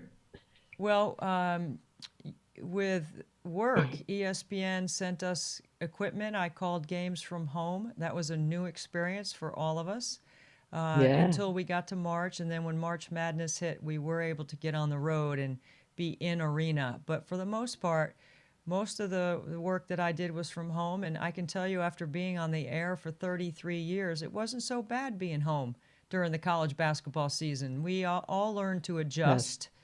It's better than not calling games, which is, obviously that's my other passion. Is I love my job with ESPN and CBS that allows me to be around the best college basketball coaches, players, and leaders inside athletics, which is always stimulating to me because I'm always trying to learn and listen to how they communicate with their players and trying to pick up a few things that will help Team Antonelli in some way and make me better at what I do. Like having friends like you. I mean, you're somebody I admire and I look up to, and I'm so appreciative of your time. And, I mean, it's 5 o'clock on the East Coast, or 5:25, and I think it's 10:25. Is that correct? Yeah, it is. Yeah. So it's much earlier for you, and you're as bright as if you hadn't done anything. I mean, honestly, I am in awe of how you can keep going, how your arms can keep that up for 24 hours. It's an incredible achievement, and we're so grateful and thankful to you for doing that. And of course, ESPN are such huge partners and great, great friends of Special Olympics as well. So you will be happy to know that we got a text from ESPN that they wanted to come to us live. So just after 9 o'clock, around 9:15 Eastern, our producer, William Warfield, who is absolutely outstanding with our crew, Brian and BMAC, they were able to hook up with ESPN and have like a serious, not some jumbled link. I mean, this was like clear, and we had a lot of people in the background, and we did a little interview on ESPN, and I'm so grateful that they were able to do that with us and that we were able to take our message to a higher level. Absolutely. What an opportunity that is to raise awareness. So it's not just funds you're raising, Debbie, but also huge awareness, which we need in this time as well. So that's great. That's brilliant. Congratulations. And thank you to ESPN as well. Yes, ESPN has been a great partner for Special Olympics, as you said, and Yeah. makes me proud as a parent to see the games being televised and all the opening ceremonies. We had an opening ceremonies here, Mary. I think you remember me telling you Mount Pleasant Police. I think there were 8 or 10 police officers that ran the torch into the yard. Frankie lit the torch. It's been running for Wow. 24 hours, and then we started shooting. And one of the things I say on TV is I'm going to shoot till my arm falls off, and that's literally what I'm trying to do. Say, absolutely. Well, I'd be surprised if your arm doesn't fall off with all that shooting, and you don't miss very many either. I mean, they all go right in there. My training, you would appreciate this as an athlete yourself. I want to do it well, and it's not about the free throws. We know that it's more about Yeah. the free throws being the vehicle for Special Olympics. But at my age, the better I can shoot it, with my AARP mail arriving, that the better the story is, I think, for Special Olympics. That's my attitude about it, and that really plus it motivates me. Frankie and his friends motivate me, and I'm so Yeah. pleased that I have the health and the motivation to be able to do something special for Special Olympics. Well, thank you. And, lots of people would think about doing things like that, but never get around to it. So it's one thing having the idea, but it's another thing to go all the way and to implement it and to do it and to train and everything. So really, it's just fantastic. And as I say, I can't thank you enough for doing that. And just going to bring so much awareness as well, and for South Carolina and all of the states, in fact, now that you're adding on all the time, and hopefully we will bring this international someday, and you'll come in person and shoot baskets here. I want We'd to love come that. see you. I want to come see you. I want to play Yeah, golf do. with you. I Yeah. want to hang out, have a cup of coffee, have a glass of wine. I want to do the whole thing. I want the whole Mary Let's do Davis it. field trip. Let's do it. Let's do it. How is your golf? My golf's pretty good. I put the sticks away for the last month because I've really concentrated on my training and my fitness. But I will be getting my sticks back out next week. Very It's good. good. I like it. Charleston, our area is gorgeous. It's a perfect Yeah. time right now to be at our club, which is Bulls Bay. I would love to Oh. entertain you at Bulls Bay sometime. And when you do come to DC, I hope you'll let me know. Maybe I could go up there and we could play golf together, or you can come down here.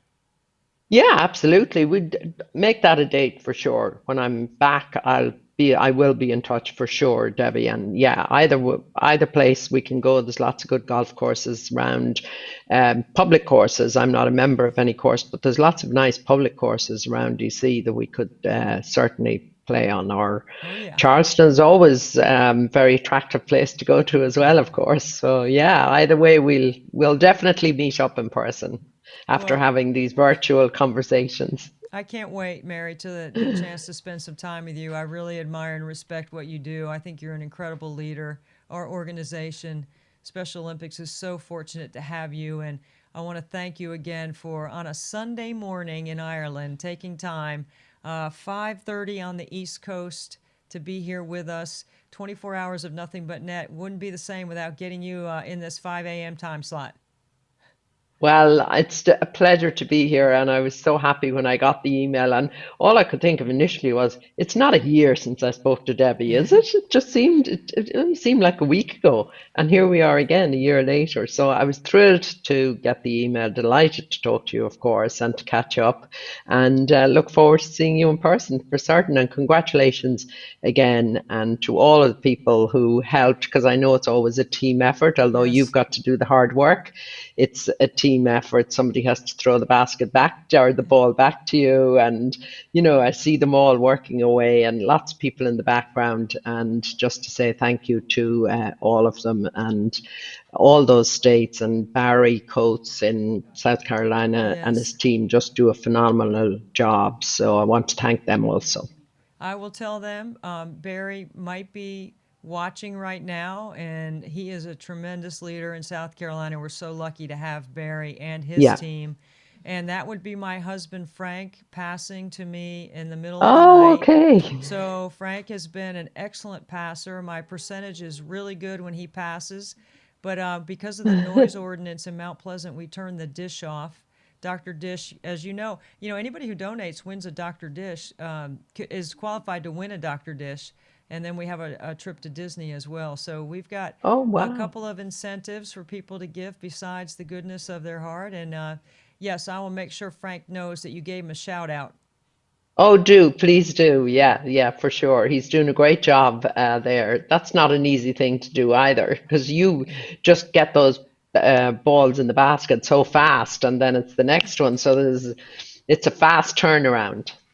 Well, you know what? The time is going by fast here. I shoot and then I sit down and we do an interview or we cut to tape or, William whips something up on the live stream and then it's time to shoot again. So we all Brilliant. here have been feeling pretty good about where we are, what we've been able to raise. And I can't thank you enough for taking the time out of your busy schedule. And I hope you hit them straight today. I hope so too, Debbie. I pray for that. Mary Davis, the CEO of Special Olympics International. Thank you so much, Mary, for your time. Not at all. Thank you, Debbie, and say hi to everybody. I Bye will. Yes, bye. ma'am. Good luck. Thanks. Bye. Wow. I love speaking to her. She's inspiring and one of my role models, and I'm so grateful for what Mary has been able to do in leading the Special Olympic organization alongside Tim Shriver and the Shriver family. So we're thankful to be a part of a bigger picture here. And the one thing I didn't get to tell Mary that I wish I had told her is that, if when we started this fundraiser, we had no idea if this was going to work or if anybody would give or if I could even finish the task. And now we're at $157,000 in our third year. When you add all the years up, we're going to be able to say point something million, which I never believed we would be able to do. So it's very exciting around here. We got probably about 30 minutes till the sun comes up, and then I think we'll have a driveway full of people that are willing to support and cheer us on. And so that's going to be really fun. We're going to have a fun time finishing up here strong. That's our plan. So next, I'm so pleased to give you our interviews with Bryce Wheeler. Bryce is a disability consultant for the Baltimore Orioles. He's very interesting and so on topic with what we're talking about in terms of inclusion and diversity. And then my friend Jason Rocha, who is a Special Olympic athlete from San Antonio. Take it, William. Bryce Weiler is a young man with a disability who has reached out to me on many occasions because he has a kind heart and a willingness to serve others. Bryce, thank you so much for being a part of 24 Hours of Nothing But Net. Thank you so much for having me on, Debbie, and you do such great work to help people of all disabilities to live their dreams and experience sports. Well, Bryce, I have to admit that you're an inspiration of mine because you're a persistent guy. I mean, you really want to make a difference in the lives of others. And I want you to tell your story a little bit. Tell us how you got to where you are. Well, I started out when I was younger listening to Fighting Illini basketball on the radio with Brian Barnhart, and then Indiana Hoosiers football and basketball with their radio broadcaster, Fisher. And it was through those two broadcasters that really sports was brought to life for me. But the former Evansville coach, Marty Simmons, who was recently hired over at Eastern Illinois, really gave me an opportunity that changed my life. And that was being able to sit on the Evansville men's basketball bench for 4 seasons from 2010 to 2014. I was able to experience college basketball and be able to shoot free throws before the games and really to do things that I dreamed about doing. And I think more coaches at any level, high school, college, or professional, in any sport as well, should give individuals who have disabilities the opportunity to be around their team and experience whatever sport it might be, because it is life changing for the person who has that opportunity, but it's also life changing for the players and the coaches. Bryce, were you born without sight? I was born, and I could see at that point, but when I was in the hospital due to either too much light or too much oxygen, it caused the retinas in my eyes to detach, which caused me to be blind. And my eye condition is retinopathy of prematurity. And so you've been able to manage your life as a young adult without having any vision. Well, the difference for me is that I don't really remember the 2 to 4 weeks that my mom tells me that I was actually able to see things. It becomes a lot harder for people when they have a disability that they gain partway through their life due to illness or an accident. And that's why things like you're doing now, raising money to help individuals be able to experience sports, are so important, because it also serves as a bonding time where people who have disabilities, those who were born with their disabilities and those who gained their disabilities later in their life, can come together as a cohesive group and speak about their successes, their challenges, and really come together to lift each other up. And that's what you do every hour when you make those 100 free throws for 24 straight hours. Bryce, there's a lot of people that I know that have a disability, or the people around them have a bad attitude. And you're not anything like that. You have been nothing but positive from the very first time you introduced yourself to me via text and email. This is the first time we've met in person, uh, through the live stream, but we've had for years, you've been reaching out to me on lots of different projects that you're involved in. I'm not really a video person, but I like you a lot, so I got on video today. But so I've just always had people who told me that I can't do things in my life, whether that's commentate games on the radio as a blind sports radio analyst, or that I couldn't work in sports, and I'm helping the Baltimore Orioles as their disability consultant. I have a nonprofit as well called the Beautiful Lives Project, where we help people with disabilities to experience sports and other programs. And I've had a range of people telling me that they don't think I can do things because I can't see. And I've never wanted to surround myself with those people. I surround myself with people who think that I can do things, and people who want to help me to achieve my dreams and goals, and want to help me to give back, and people like yourself who give back and help others to have opportunities to live their dreams. Bryce, tell us about your work with the Baltimore Orioles as their disability consultant. That is a really unique title, but I think it's something that's necessary across the sports landscape. Tell us about your work with them.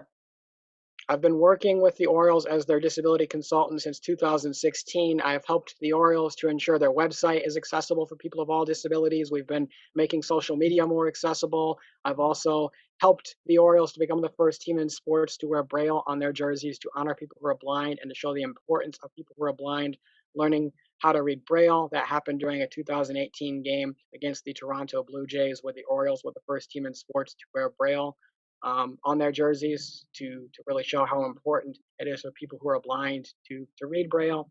I have also helped to give people of all disabilities the opportunity to play on the field with the Orioles players and coaches.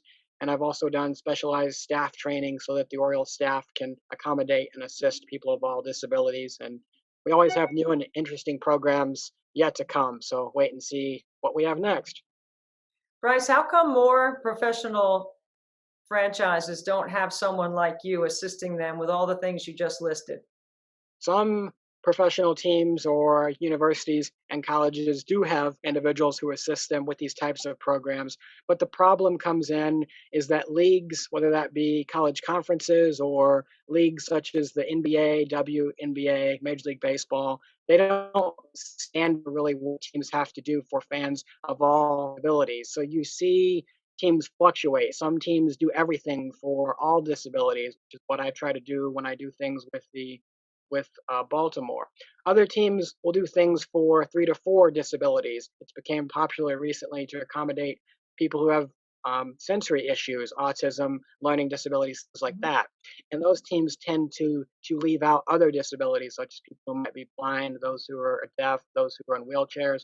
When I work with a team or a company as a disability consultant, I have no desire to leave out any disability. And if a team or a company doesn't want to accommodate and assist every disability, then that's not somebody that I'm going to be working with, because I don't leave anyone out, because I know how much it hurts to be left out of things, and I don't want anyone else to have to feel that. Well, I think we all, in some way, shape, or form, can respect what you're saying. We've all at some point felt left out, not included, not allowed, not wanted. I know I've experienced some of that through the lens of being a parent with my son, Frankie. I'm sure that there have been situations where people don't respect or understand how much work you've put into this and how sharp you are in terms of disability law and what is actually required. And when you mention the sensory rooms for people that have, autism or sensory processing issues, I do know of some sports franchises that are looking into adding those rooms so that you can accommodate all disability. Like you said, I mean, you're such a leader in that field. I'm so impressed to have this conversation with you, Bryce. I'm very thankful to be speaking here with you here today, Debbie. I would say that I've had less people who don't think that I can do things for people who have disabilities. I have more trouble convincing companies or sports teams why they should do things for all disabilities. I had more trouble with people not giving me opportunities when I would try to commentate games as a blind sports radio analyst. There were more people who didn't think that I could do that, even though I've commentated over 150 games on the radio as a blind sports analyst in a wide range of sports. People know that I can work as a disability consultant. It's just, does the staff of a company or a sports team have the interest in learning the things that I can share with them, or have the interest in letting me do all the things that I know needs to be done to make one of these types of programs be as successful as it can be? Bryce, tell us a little bit more about the Beautiful Lives Project. You kind of mentioned it, but I know that's something that you're really passionate about and you created. The Beautiful Lives Project works to give people of all disabilities the opportunity to experience a wide range of programs throughout the country. We have chapter presidents throughout the country, and some of our programs, we give people with disabilities the opportunity to experience playing on the court with basketball teams, playing on the field with baseball teams, doing the same with softball, soccer, football. We also have programs where people of all disabilities can experience cheerleading, dance, ballet, and music. We have chapter presidents in a wide range of cities and states across the country, including San Diego, Hartford, Rockford, and Raleigh, North Carolina. We'd love to have more chapter presidents, more people to host events, and also people who have disabilities. Let us know what type of events you would like to attend. Our website is www.beautifullives.org. And I think, Debbie, what you've done with your son, Frankie, is you've taken something that was probably a challenge when you first learned about it, and you used your platform as a well-known women's basketball analyst and women's basketball speaker to really help people who have disabilities to be able to live their dreams. And in some way, everyone has their own platform, maybe not as well known and as famous as yours, but everyone should use their platform to speak about a cause or something that is important to them, because it's important to give back and to pay your life lessons forward. Bryce, I'm listening to you and I thank you for your kind words about what I'm doing. But after listening to you, I'm thinking I'm not doing enough. I need to be doing more. You're all over it, man. You are on it. Well, if you didn't have to commentate so many basketball games, because I know how much time goes into preparing for a basketball broadcast, you would have a lot more time on your hands. But since you're one of the most noted women's basketball broadcasters in the country, I know you're putting in 20 to 30 hours worth of research per game, which people never know about. And all that helps you to sound so fantastic on the air, but also just your knowledge of basketball, your passion to get women's basketball the coverage it deserves, and your passion to share the stories of the lives of the players and the coaches. It's always something that I enjoy doing when I've commentated women's sports on the radio, sharing those stories of the lives of the players and the coaches, because those stories don't get told enough. And those athletes and coaches deserve just as much credit as people throughout any other sports, because they try just as hard and they care just as much. Bryce, I don't have an agent, but I'm thinking I might need to hire you, man. You are just spitting it out. Like, I think you could get me any job in America right now. Thank you so much for all your kind words. Now, part of what we do is right. It is a platform. This is a live stream. This is an opportunity to share our story about Special Olympics. And I know you didn't compete as a Special Olympic athlete, but as somebody with a disability, how important is fitness and healthy life choices and all those things for you that matter for you, that are important for most athletes, especially those that do have a disability? Fitness and Special Olympics are very important to me. We've had Special Olympics individuals participating in a wide range of Beautiful Lives Project programs, including an event where people with disabilities were playing on the court with the Windy City Bulls in Hoffman, Illinois. So that's a group that I reach out to every single time that I have an event across the country, and their staff is always super great in sharing the event, whether it's performing with a cheerleading team or a basketball team or whatever the case might be, because we have our Beautiful Lives Project events to be inclusive of everyone. And I think Special Olympics does a great job giving people of all disabilities their opportunity to compete in competition that is specifically set up for them and able to accommodate changes or things that a person might need to be successful and to have a great experience playing whatever the sport might be, whether it's basketball or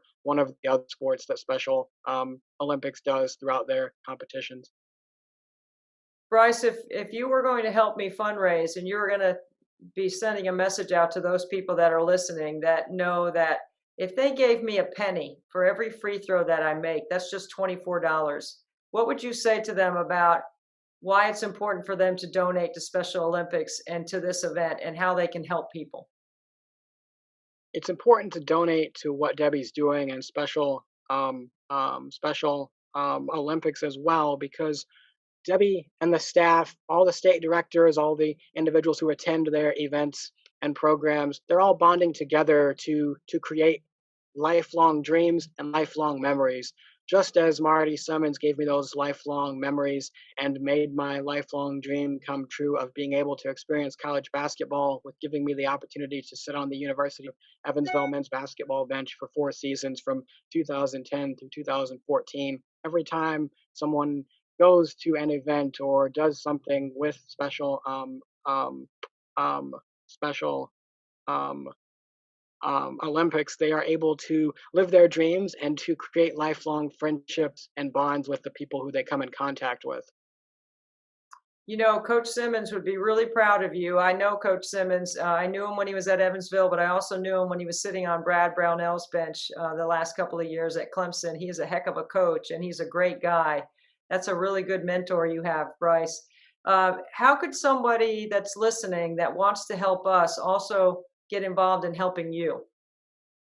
They could go to our website, which is www.beautifullives.org. They can contact any of our staff members on the website. If they would also like to follow me on Twitter, my Twitter is @Bryce Weiler, capital BRYCE, capital WEILER.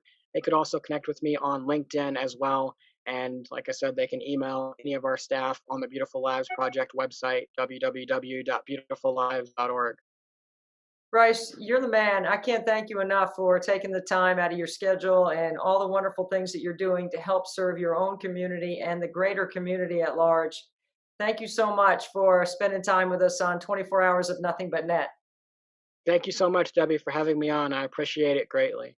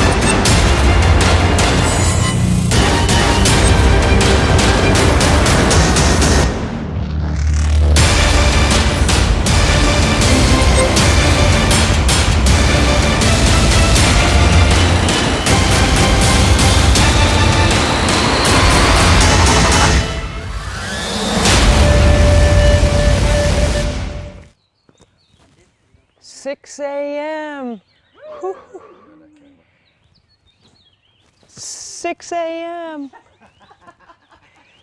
6 a.m. $157,500.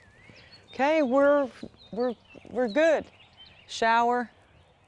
Just talked to Mary Davis, the CEO of Special Olympics International, who got us pumped up for the rest of the morning. And here in Mount Pleasant, South Carolina, you can see it's starting to get lighter. Sun's starting to come up. The birds are chirping. It's beautiful. It's a little chilly, but it's good. It's good. All right, so we're gonna get the next 100 going. Woo! Frank's done a great job rebounding.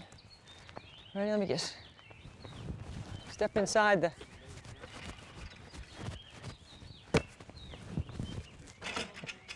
Okay, one more.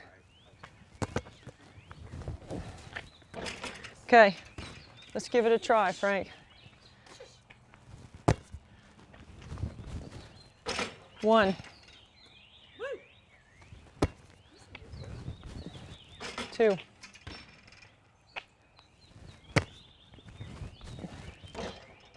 2.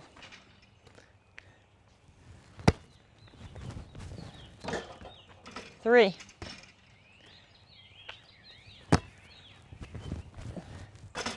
4. There you go. 5. 6.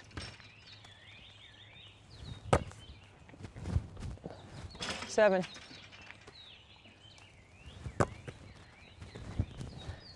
8.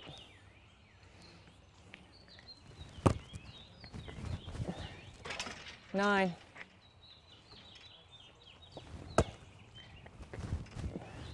10.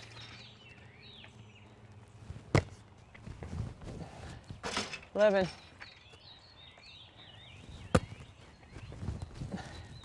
12. 13.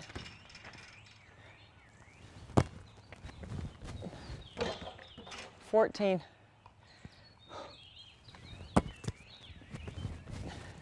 15.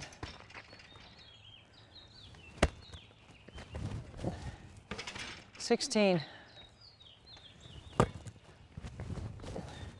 17.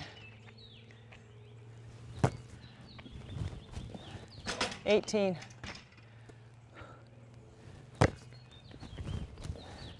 19. 20. 21. 22.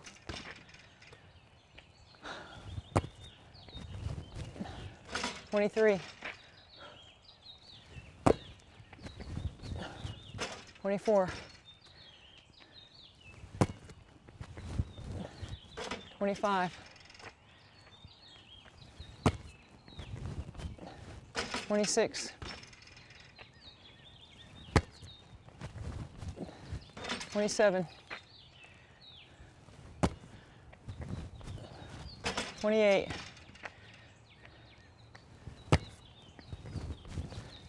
29.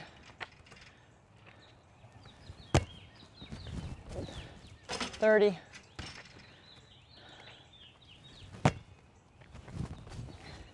31.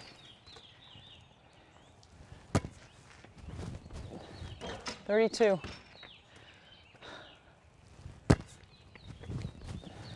33. 34.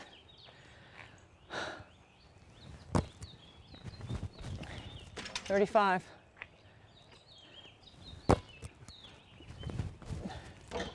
36.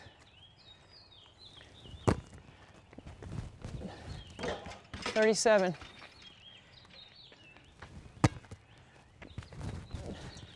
38.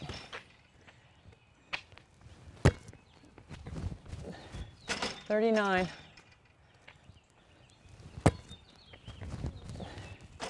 40.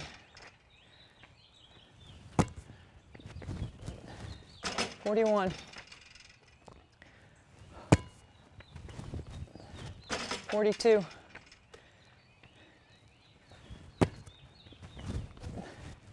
43,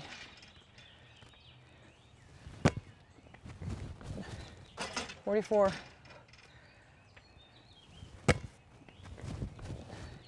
45,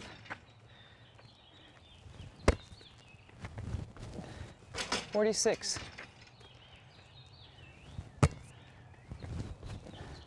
47, 48,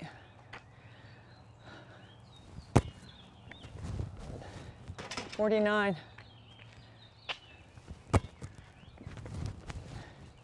50,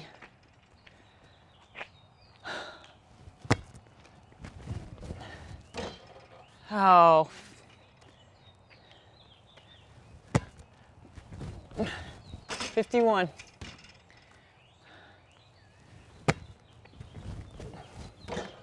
52,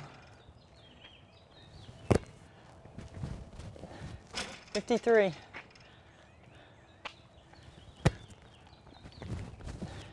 54,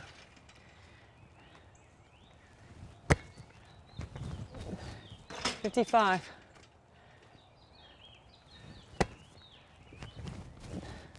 56,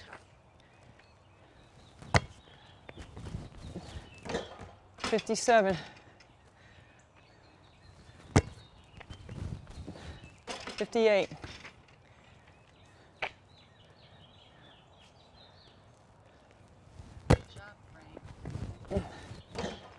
59, 60,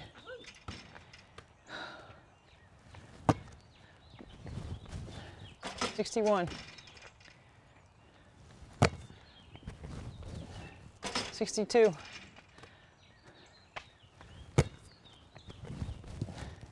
63, 64,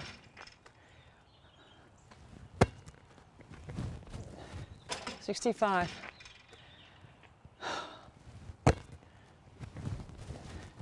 66,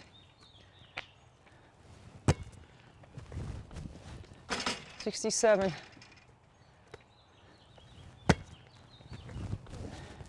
68,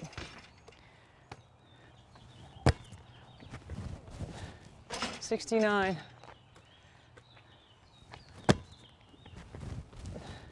70,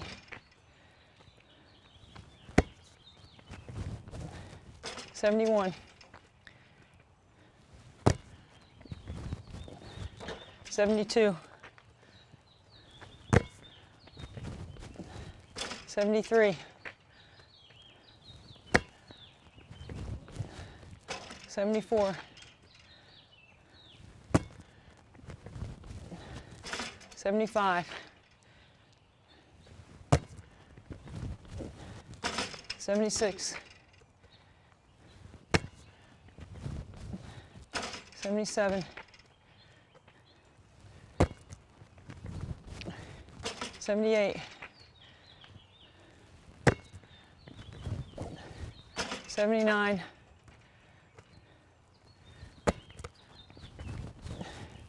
80,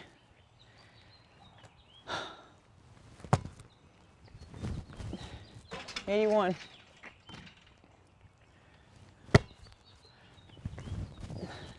82,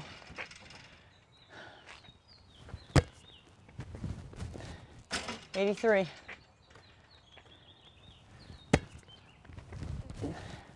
84, 85,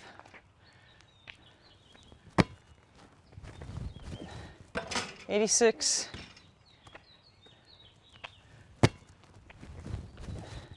87,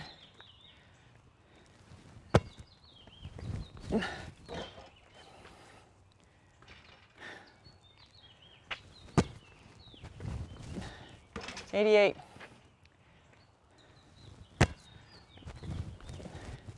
89, 90,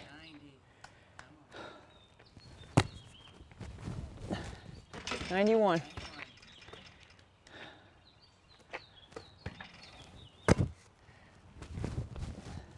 92.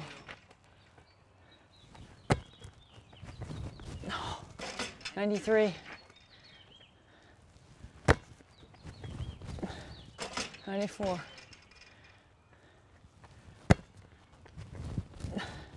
95.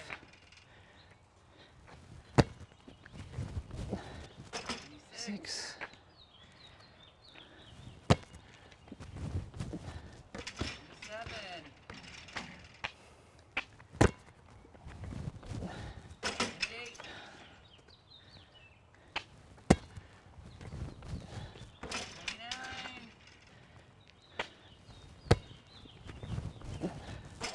100. Woo! I missed 2? 3. I missed 3. Beautiful. Okay, we missed 3. Good job. All right, so, We're going to go to Jason's interview because they're not on there yet. okay. So, Jason Rocha is a Special Olympic athlete from San Antonio. I met him this year in the Alamo Dome. Great guy, great interview. Check it out. You know, as I travel around the country, I make fast friends, and Jason Rocha from San Antonio became one of my BFFs immediately upon laying eyes on each other. Right, Jason? Yes, ma'am. I don't know if you want to call it love at first sight, but I would call it that. It's okay, Jason. Listen, everybody that's listening to this knows that I love Special Olympics and I love trying to help people. And when I saw you, you were working in the San Antonio Alamo Dome. Tell me about your job. I do event security for events, and I keep people out of areas without credentials. It's pretty cool, and I've been doing it 2 years. When I first saw you, I made sure that you saw I was wearing my credential because I didn't want to feel the wrath of Jason. You look like you were pretty tough in your job, guarding an entryway into the arena for us. We at ESPN were going back and forth through the same hallway, and you were sitting there working the whole time. It was really great to see your happy face. Well, thank you. Did any of my ESPN colleagues give you a hard time in the Alamo Dome? No, ma'am. They were all awesome. It's a good thing, Jason, because, you know, I might have to lay the hammer on them.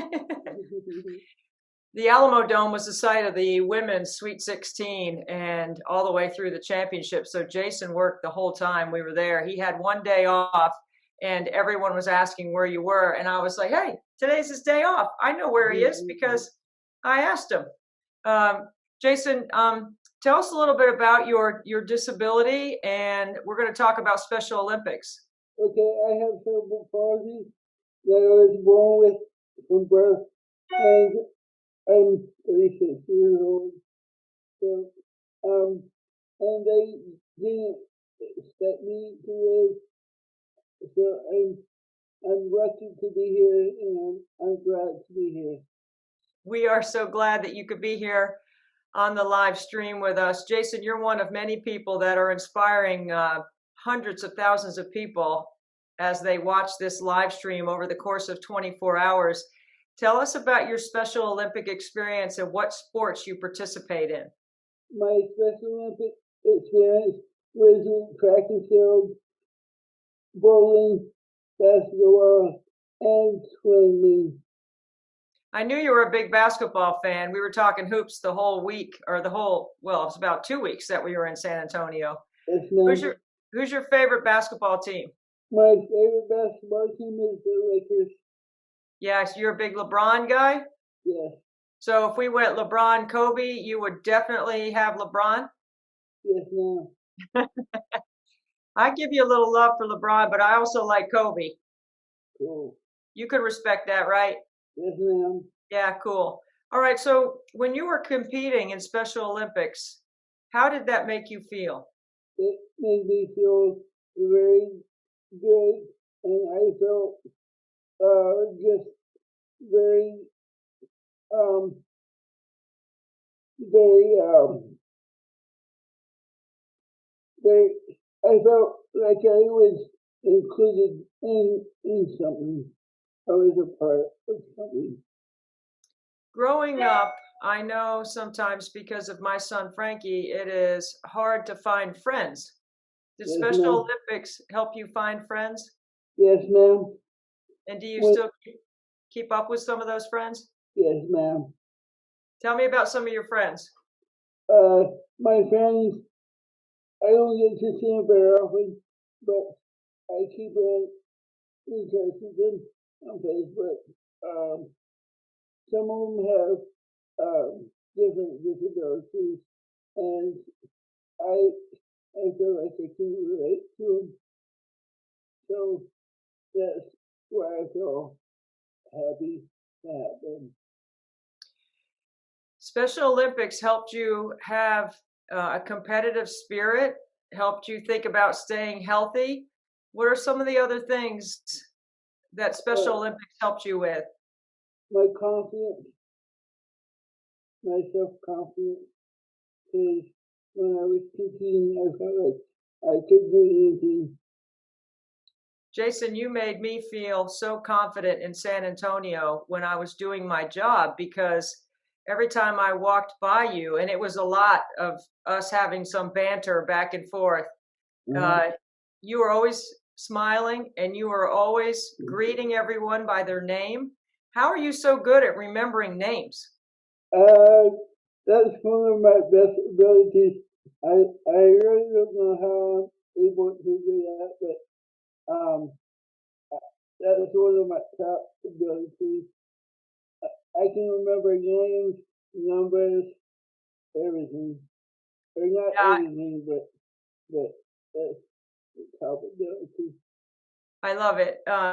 You have the Alamo Dome in the background for your picture, in the background of this interview. I know you live in San Antonio. What are some of the things that you do outside of work? Listen to music, go to concerts. I'm friends with some bands, so when they come into town, I go to their shows and hang out with them. So there's some perks to that job, working event security, huh? What other perks do you get? I get to be around people, and that's the main thing I like about this job, because I get to interact with cool people like ESPN and you and other production staff. So, Well, I remember when we were in San Antonio, I think Stephanie was your supervisor, right? Amanda.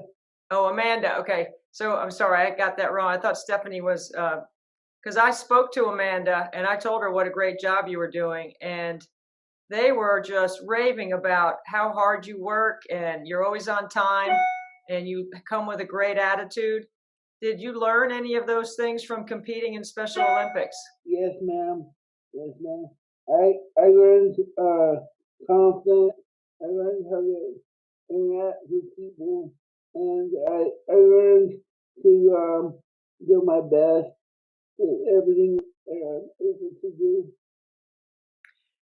Learning to do your best and making mistakes, but picking yourself back up from failure is how all of us get better, right?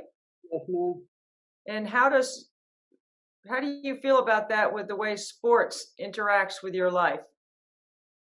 It gave me an ability to know that if I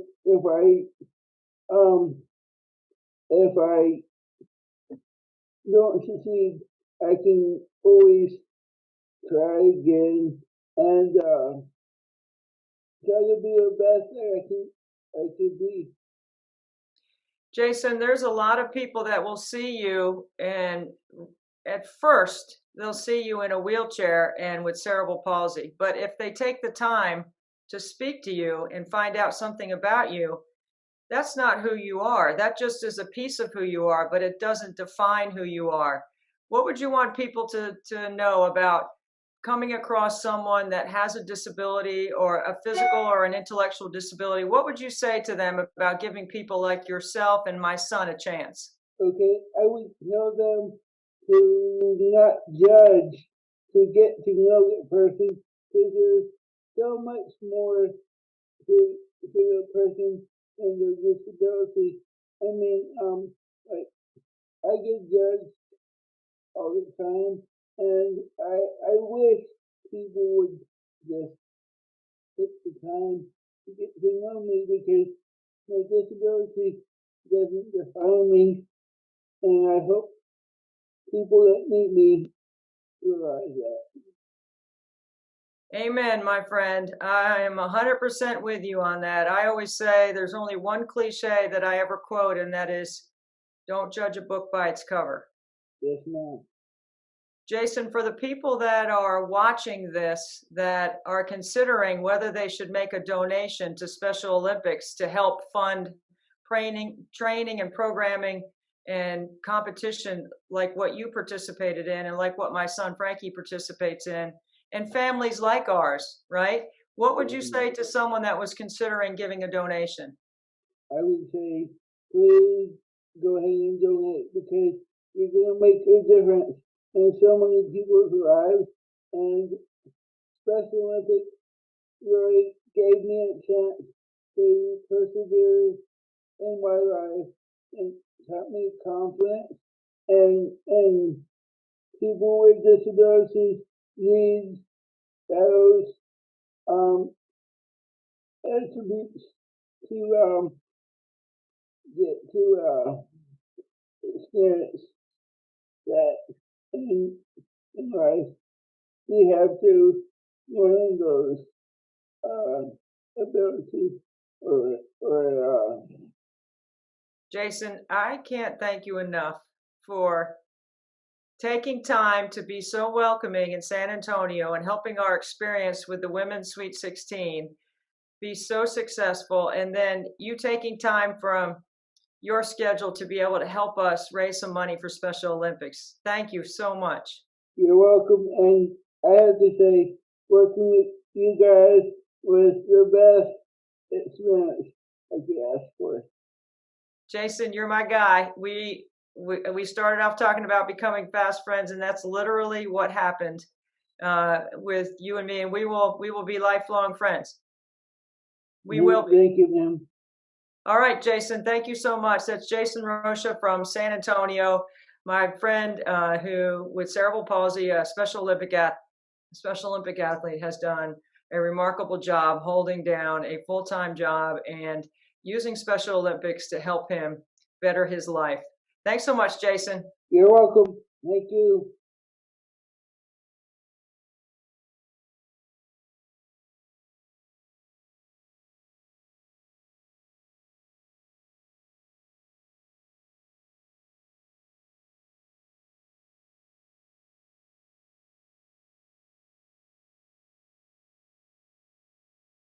Hi, I'm Dina Dill, and I'm here with Kevin Johnson, famous for being on Ozark, very successful actor, and of course our superstar of the 24 hours, Debbie Antonelli. Kevin, thank you for joining us today to help out Special Olympics. Yeah, thanks for having me, ladies. Appreciate it. Yeah, well, let's start out by talking about your connection to South Carolina, because we're sitting here in South Carolina raising money for South Carolina Special Olympics, and I know South Carolina has a special place in your heart. Oh yeah, I grew up in Lake Wiley, South Carolina. Went to Clemson, which is why I'm wearing some orange. So definitely bleed orange and purple for sure. That's cool. Yeah, we're so glad that you could be with us. Thank you so much for being here. Growing up in South Carolina, you know what a great hospitality state this is, how warm and friendly the people are. What was your takeaway from your time at Clemson, besides it helped you with your incredible career? Oh, yeah, I mean, well, I started out as a computer science major, and then I realized that just wasn't, I didn't have the chops with like, programming and things like that. So switched to an English major. Yeah, I have a lot of friends that I met in Clemson. Like my buddy Grayson Powell, he's an actor. He's in New York. I have some friends in Chicago that were in the performing arts department, and yeah, Clemson was great. Um, yeah. Kevin, let's talk about your career just a little bit. I want to congratulate you for your Screen Actors Guild Award for Best Ensemble Cast for Ozark. Oh, thank you. Yeah, well, we didn't win, but we got nominated. I know. I didn't say winning. I said nominated. Oh. You're a winner if you get nominated. Okay, that's true. That's true. Just getting nominated is pretty awesome. Right. Well, you're starting to shoot, I believe, the last season of Ozark now. Is that correct? Yeah, they've been shooting since like I want to say late October, and I just started back like a month ago. And yeah, I'm excited for people to see how we finish things up. You know, I don't want to spoil anything, but it's gonna be good. It's 14 episodes. We're gonna have it broken into like the first 7 episodes, and then the next 7 come out later. No specific dates yet. But yeah, it's gonna be a wild ride. So your character is Sam, and I have to tell you, when I watch that, well, I know you, so I'm always rooting for you no matter what. But for your Oh, thank you. character, I feel like, oh, he just gets tugged in so many directions and sort of taken advantage of. And I'm always like, no, Sam, don't do it, don't do it. He's so gullible, isn't he? Yeah. He is really gullible. So I think you have some other projects coming up as well that I don't know if we can mention or not. Well, I've been working on another show off and on. Like we started like right before everything shut down, Mhm. and then I started shooting again like late last year, and I've been shooting a little bit this year. Um, I wish I could talk about it, but it's a show that a lot of people love. I'll say that, and I'm excited for when it comes out for people to see it. Like I'm a big part of the main one of the main storylines. So yeah, it's exciting. Okay, so I guess we just say stay tuned for Kevin's announcement and look at his IMDb Stay tuned. coming out. Yeah, exactly. There you go. Yeah, So- and Dean always says you guys aren't allowed to give up all the goods on what's coming forward, you know, and us fans that sit here and want to know like what might be coming. Like, is there anything you could tip us off to? Like, everyone loves the Ozarks. I'm trying to think. Twist his arm a little, just maybe a little. Well, I mean, there's been some deadline articles that have been out, you know, showing some of the new, like the new actors that are going to be on the show. I'm trying to think. Oh man, there's so many new actors. Possible people coming back from other seasons, maybe. You know, so yeah, Well- it's gonna be good. It's gonna be good. It's one that I jumped onto a little bit late, actually, after I found out my friend Kevin was on it. I started watching it toward the end of second season, so I binge watched. And I'm like, I've been so frustrated that the last season hasn't come out. Yeah, the pandemic really. I mean, we weren't supposed to start shooting until I think August this year or last year. So, you know, it wasn't a huge break, I guess, that we took, but yeah, it was. Well, it feels It like was- it from a fan perspective. Yeah, it was long enough for sure. So, we're having you on as a celebrity guest for Special Olympics. We're raising funds. I know that you do some CrossFit. You've been involved in sports your whole life. For me, I know that I can't even begin to talk about all the lessons I learned from being involved in sports, the perseverance, the teamwork, learning to be independent, but get back up on your feet when you've been knocked down. Will you talk a little bit about your sports experience and what you've learned from it? Because in the acting world, you get way more no's than yeses.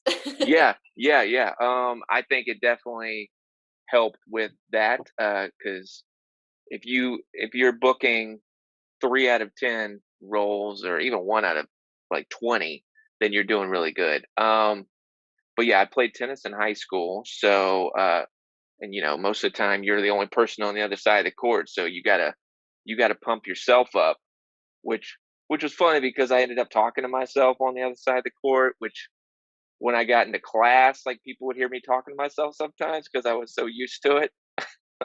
um, but yeah, and then there was and I tried out for the basketball team in high school. Went to the Clemson camp with everybody else.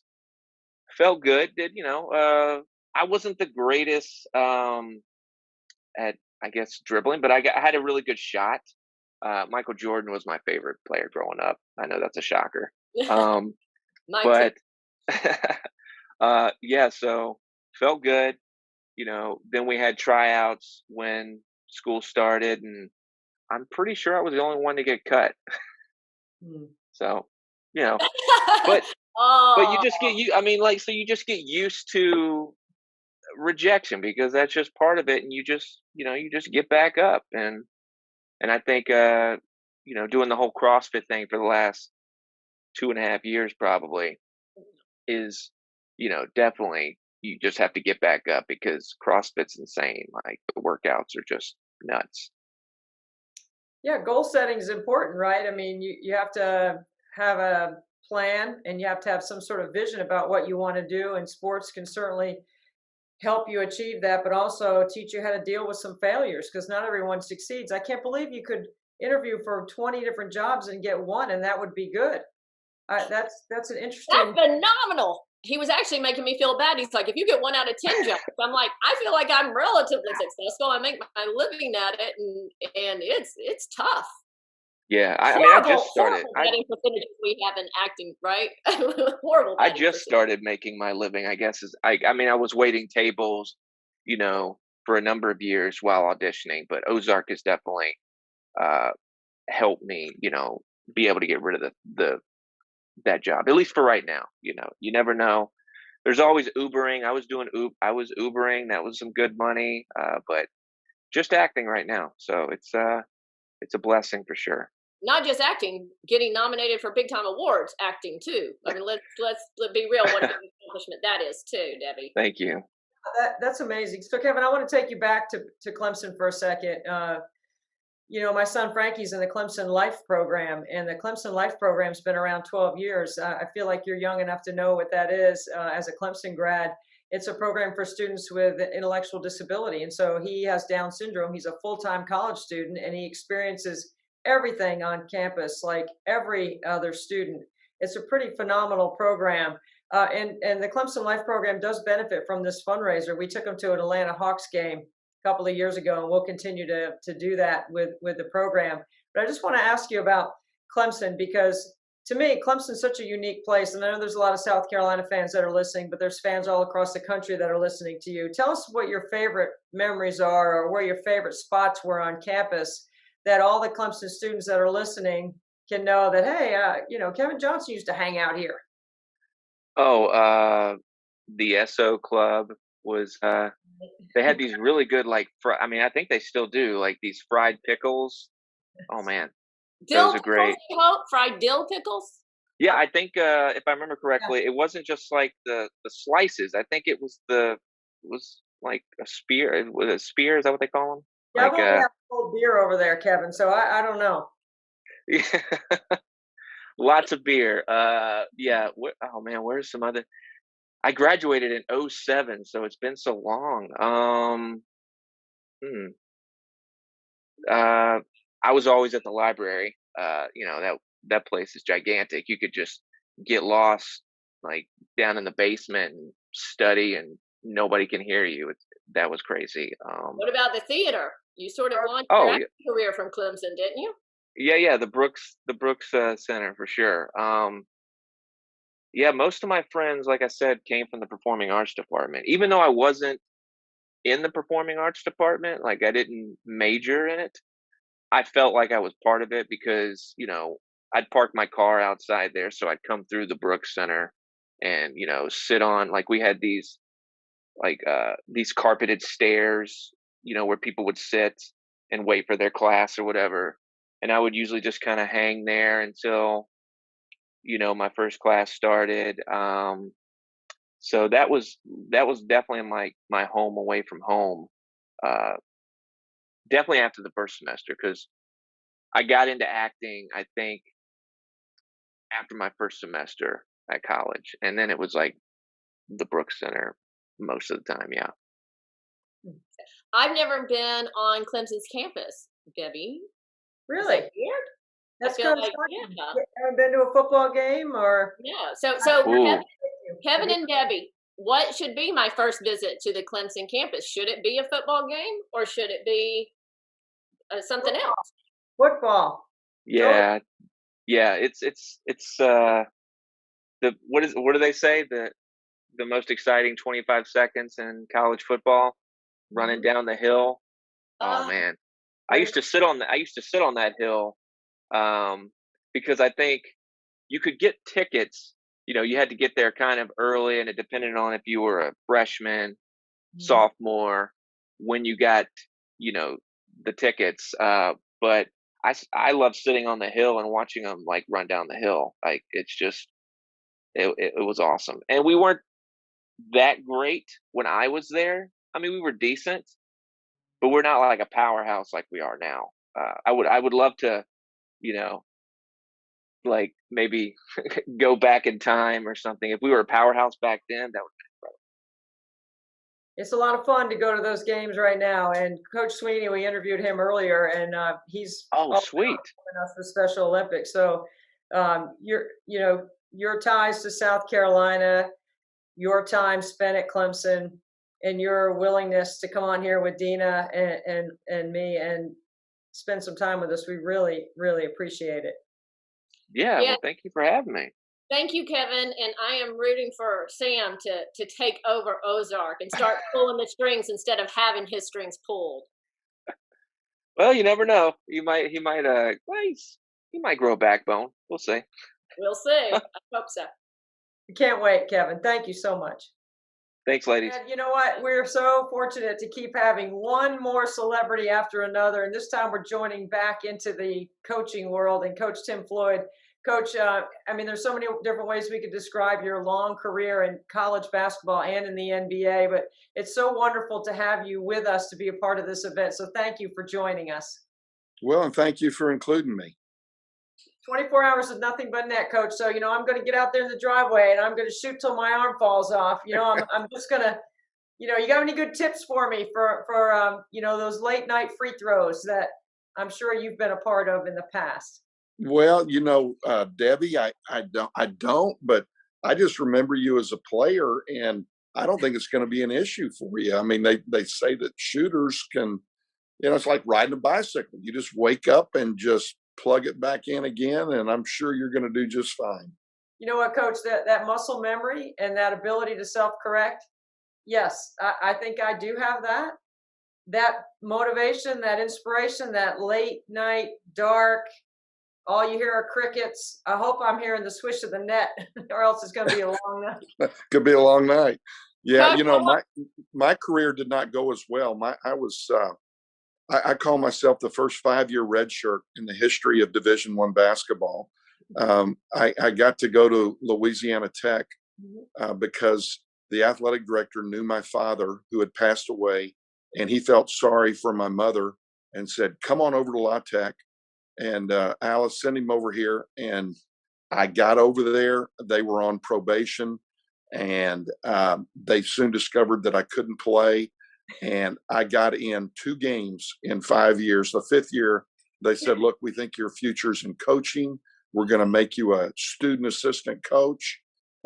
We had no money. So I said, good gosh, you know, I guess I'm going to be a coach. So that's kind of how my whole thing cranked up. And it was all the result of being a non-player. I wish I could have played like you.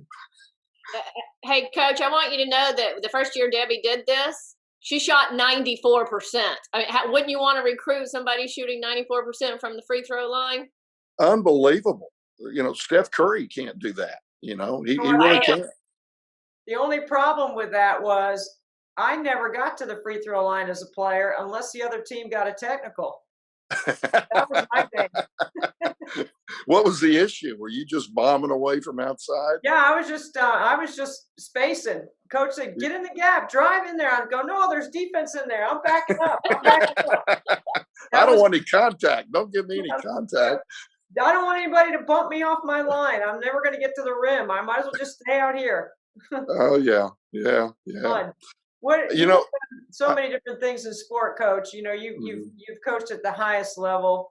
You know, what fond memories do you have about what you were able to do with your career? Because you have so many highlights.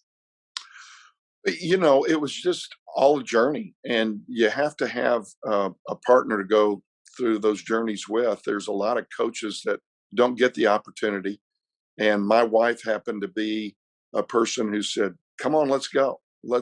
And I think probably my fondest memories were really as an assistant coach with Don Haskins at El Paso those 9 years. The man who's known as the coach of the first game where 5 blacks started against 5 whites in 1966 Texas Western, and just those formative years, Debbie, where you're learning and you're just eager to try to understand what makes somebody good, and just trying to absorb it all and take it all in.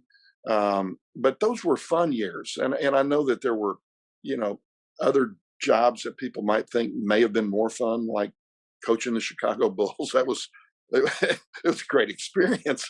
I'm glad I had the opportunity to do it, but it was a little painful because you know, the essence. Yeah, you know, the essence of what you're trying to do is win games, and we weren't very good, and so it doesn't really matter where you are if you're not winning. It's not as much fun. But uh, my whole journey kind of started in an unusual way.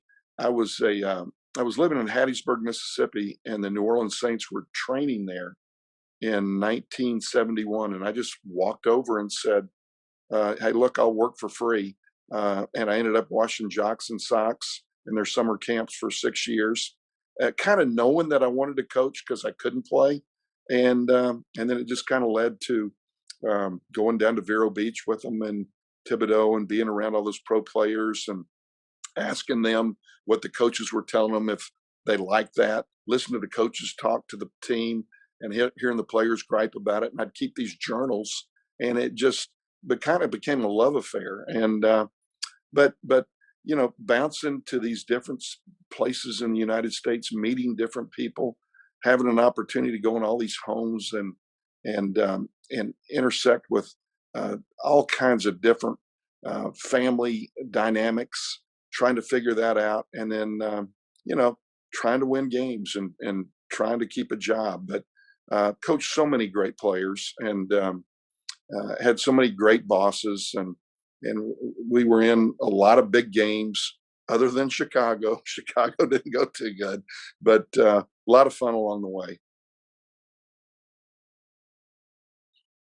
Coach, you talked about intersecting with all kinds of different people. You told me a story last night when we were talking about our mutual friend Gary Grubbs and how you became friends with him. I think you were in New Orleans at the time, and we're going to interview Gary tomorrow. He's an actor, Debbie.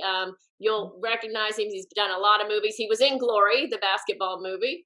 And you were talking about, you met him because he and the cast and crew, I think, of JFK were wanting to play basketball in the Hornets arena. Is that correct? Well, at that time, Dina, I was coaching at the University of New Orleans from '88 to '94. I went back to coach, you know, the pro team in New Orleans later in 2003. But yes, got a random call from Gary, and he said, "Hey, look, we got, you know, the crew wants to come out and play some hoops. Can we use the gym from 10 to 12?" I said, "Sure, come on out." It was summertime. Beverly and Shannon and I were supposed to go to Jackson Hole, Wyoming the following day. I said, "But come on out." So they get out there, and they had 5 guys, and they needed a 6th to hop in there and go play. And I said, "Look, I don't play." You know, I said I was a non-player. At that time, I was 34. I said, "Look, I can't. No. I had shorts on, you know, and my old tennis shoes. It's summertime in New Orleans. But I said, "You guys go ahead." No, you're coming out." So I said, "All right." I go out. For the first time, I had picked up a ball in 12 years. I never wanted my players to see me shoot a ball. They never got a chance to see me shoot because I was no good, you know. So I said, "All right, good. There's no players around. I'll go ahead and go out there." And I ended up guarding Kevin Costner, who was in the movie, and he was good. I mean, he was really good, and he was competitive, and he was guarding me, which he did very well. But I ended up tearing a meniscus in my knee because I had not been out there, and we didn't get to go to Jackson Hole the next day, which was not cool. But anyhow, it was a memorable experience. I doubt Kevin would remember it, but I remember it because he was a big star. And by the way, Grubbs was no good. He was no good. That's good to know. That's good to know. Yeah, When we talk to him yeah. tomorrow, I'll talk some smack with him. Good, please do. Yeah. Coach, when you think about, what we're trying to do here with Special Olympics, and that is trying to have an impact on our community so that families like mine can be able to train and compete and have some programming so that, during this COVID time, it's been really tough to organize. Everyone's been having trouble organizing, doing anything, but especially people that have intellectual or physical disability. So, do you have any experience that you've had across your travels with, helping with Special Olympics, or a story that you might have that you could share with us about something you've done in your community? Well, I had two opportunities to be involved with Special Olympics along the way. I was asked to get involved, and all I can tell you is that it enriched our lives, Beverly and I, and our daughter Shannon. Just to watch the joy that the youngsters have when they're out there competing, just to feel the love, to feel the hugs, to see the smiles, and to see them actually compete. And it doesn't matter if they win or lose, you still have the same smile, you still see the same joy. And it was a wonderful experience. And anybody that's our age has been enriched by meeting a child who's been down this road. And one of our dear friends, Beverly and I FaceTime with his daughter once a week. She'll call sometimes twice a day, and she's now 32 years old, and just an incredible human being. Every time we're around this young lady, she brings smiles and laughter and wit and fun, and so when asked to do this, I thought, my gosh, yes, because if anybody has thrown themselves into this arena, you just know what a wonderful experience it can be, and the joy that you're feeling as a result of being around. I think we could share it to our mutual friend, Kermit Davis, the head coach at Ole Miss, and he and his wife Betty and Dina and I are friends, and then Allie is his daughter, who I'm a big fan of. I haven't had a chance to test Allie's cupcakes or cookies yet, but I would like to put it out there right now that I am interested in getting a sample. Maybe Allie will hear us, and maybe she'll be willing to send us something soon. Have you had any of Allie's baked products yet, Coach? No, we've managed to well, I shouldn't say manage. We just haven't had the opportunity yet. But we were actually in the hospital when Allie was born in Spokane, Washington. Kermit was on our staff at the University of Idaho, and on that staff was Larry Eustacy and Randy Bennett, the coach at St. Mary's, and we were all really young. I think Kermit was 26 and Larry was 28 and Randy was 22, and so we've gotten to know Miss Allie through the years, but no, we have not had a chance to try her baking. Now, have either of you? I know some people who lived in their neighborhood in Murfreesboro when he was coaching at MTSU. And apparently she had some sort of a red golf cart that she drove around as a taxi service in their neighborhood. I don't know if you've heard that story. Well, yeah, we have heard that story. And Allie throws herself into every community, and she's going to make sure that she is a part of that community. And everybody in Murfreesboro loves that gal.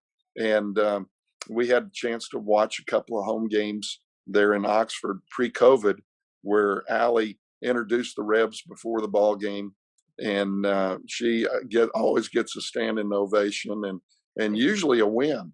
And she is much more happy after a win. I know that the first time we had an opportunity to play Kermit's teams, I was coaching at El Paso, and we came up to Murfreesboro, and we didn't beat Kermit much, but we got him that night. And after the ball game, was standing outside with one of our assistant coaches, and Allie and Betty walked up, and she pointed her finger at me and she said, "Let me tell you something, Tim Floyd." She said, "You have messed up my night tonight. And my dad is not going to be happy when he gets back home, and you better not come back in this building and do this again." And she turned around and walked off. And then later that night, called and talked. And another time when we went in there to play, Allie asked if she could watch practice the day of the game, the shoot around. And Debbie will tell you how paranoid we coaches are during a shoot around. We're not sure if this announcer is going to go to the other coach and say, "Hey, look, they were working on a box and one or a triangle, or they're going to do this or that." So we're all paranoid. And Allie asked if she could watch practice, and I looked over during practice, and she had a notepad out and she was writing down notes. This was the day of the game. But she's a real kick. That is awesome. I Yeah. can totally see it. I could totally see her doing that, taking some notes. I bet Coach probably sent her in there with a notepad and said, "Hey, write down what you see." Oh yeah, Kermit called later that night and said, "Boy, Allie gave me the report." And I said, "It ain't gonna matter. We're not gonna beat you anyway." Listening to you talk about the impact that Kermit and Betty and Allie, and we're talking about Coach Kermit Davis, is very similar to what I heard Dabo Sweeney talking about with Gene Stallings. Just the impact when you have a child that's born with special needs and how that makes you feel. And I can tell you as a parent, not knowing that Frankie was going to be born with Down syndrome until about an hour after he was born, it's a little bit of a shocking experience, and it takes a village to manage and maneuver through that. But that's where Special Olympics can come in. It just takes you a little while to realize as a parent that this organization can help you through a lot of different things. And now, as my son is a senior at Clemson in the Clemson Life program, Special Olympics takes it to another level, right? So now we're talking about healthy life choices and career placement and opportunity to work. And, there's just so many different things the organization can do to help people that need a little extra. It really is a wonderful organization. And I'm so glad that I was asked to do this today, because Beverly and I have just moved to Nashville. And we lived in El Paso the previous 8 years. We've been up here now for 3 years. And, you start getting a little bit selfish in retirement. You start thinking, well, I want to do this. I should do this. I need to do this. And you just kind of do things that you want to do: fish, play golf, plant flowers, that kind of thing. But I've been watching too much of the Weather Channel, and you guys have inspired me and brought me back to a place where I was back in my career. So I think that we're going to have to reach out and try to get ourselves involved with the organization here locally, because they were good times. So yeah, thanks for including me. You know what? You're such a rock star as a person, and I admire you for everything that you've done in our game and all the people that just that first staff that you mentioned at Idaho. When I had Randy Bennett's teams at St. Mary's, I've covered his teams. I knew Larry Eustace when he was at Iowa State. And then, of course, Kermit, I get a chance now to work in the SEC on the SEC network and get to cover his game. So all those gentlemen that you mentioned are all wonderful guys. I just never got the chance to cover one of your teams. Well, it's because we probably weren't very good.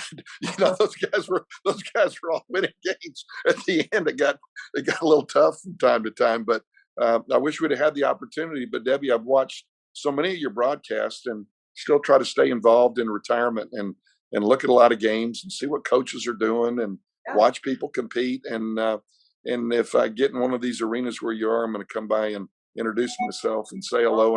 And I think you do a great job. Thank you, Coach. I think I could learn a lot from you. I might be knocking on your door to watch some film one day.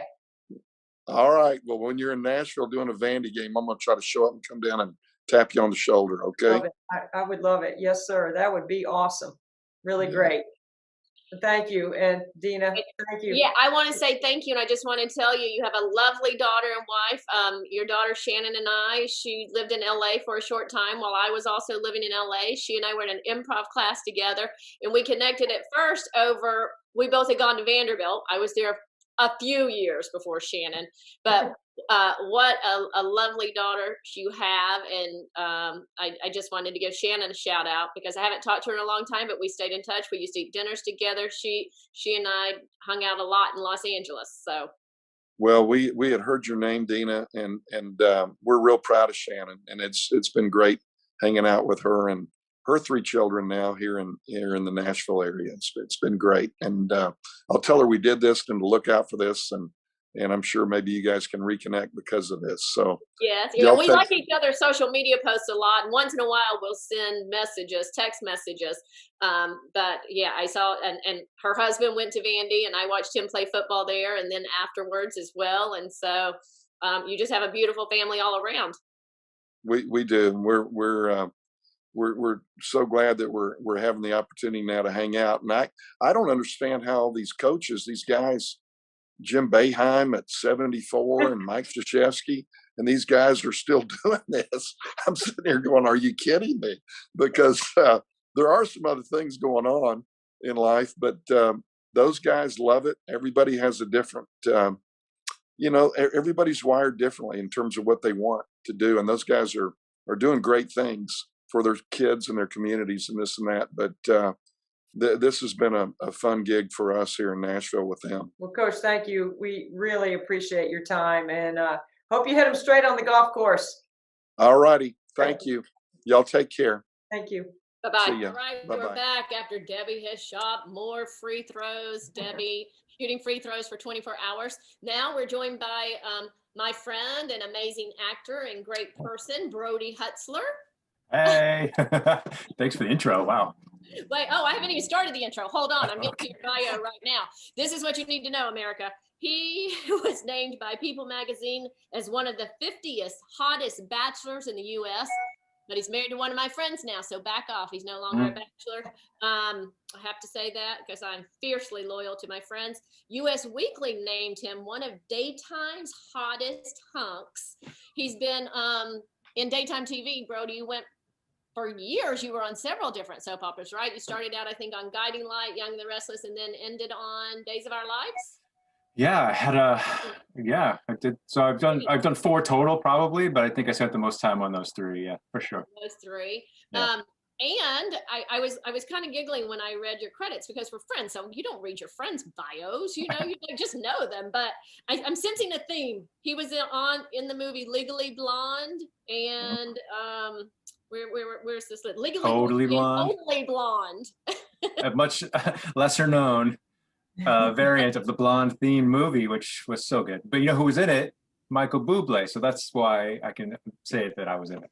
Oh, I got you. Okay. Yeah. Well, and then Seventh Heaven, Charmed, Angel, sensing another theme, some supernatural vibes. Supernatural themes there. Yeah.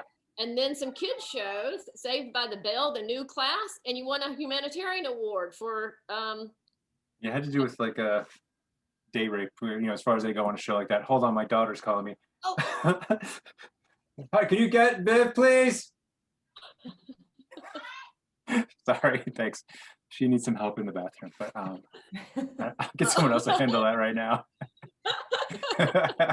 We had a signal for that at our house. It was this, caw-caw, caw-caw. Ours is, I'm done.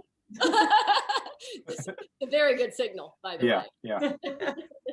But yeah, on Angel, I was a demon, a good demon. So that was a fun little show that required a lot of makeup and a good and bad experience.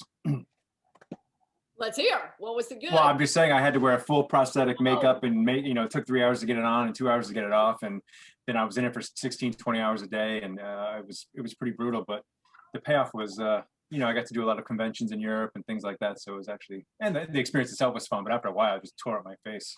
But I'm glad I did it. If nothing else, I got to go to London a bunch for free. So we asked you to come be a celebrity guest for us on 24 Hours of Nothing But Net. We're raising money to benefit Special Olympics.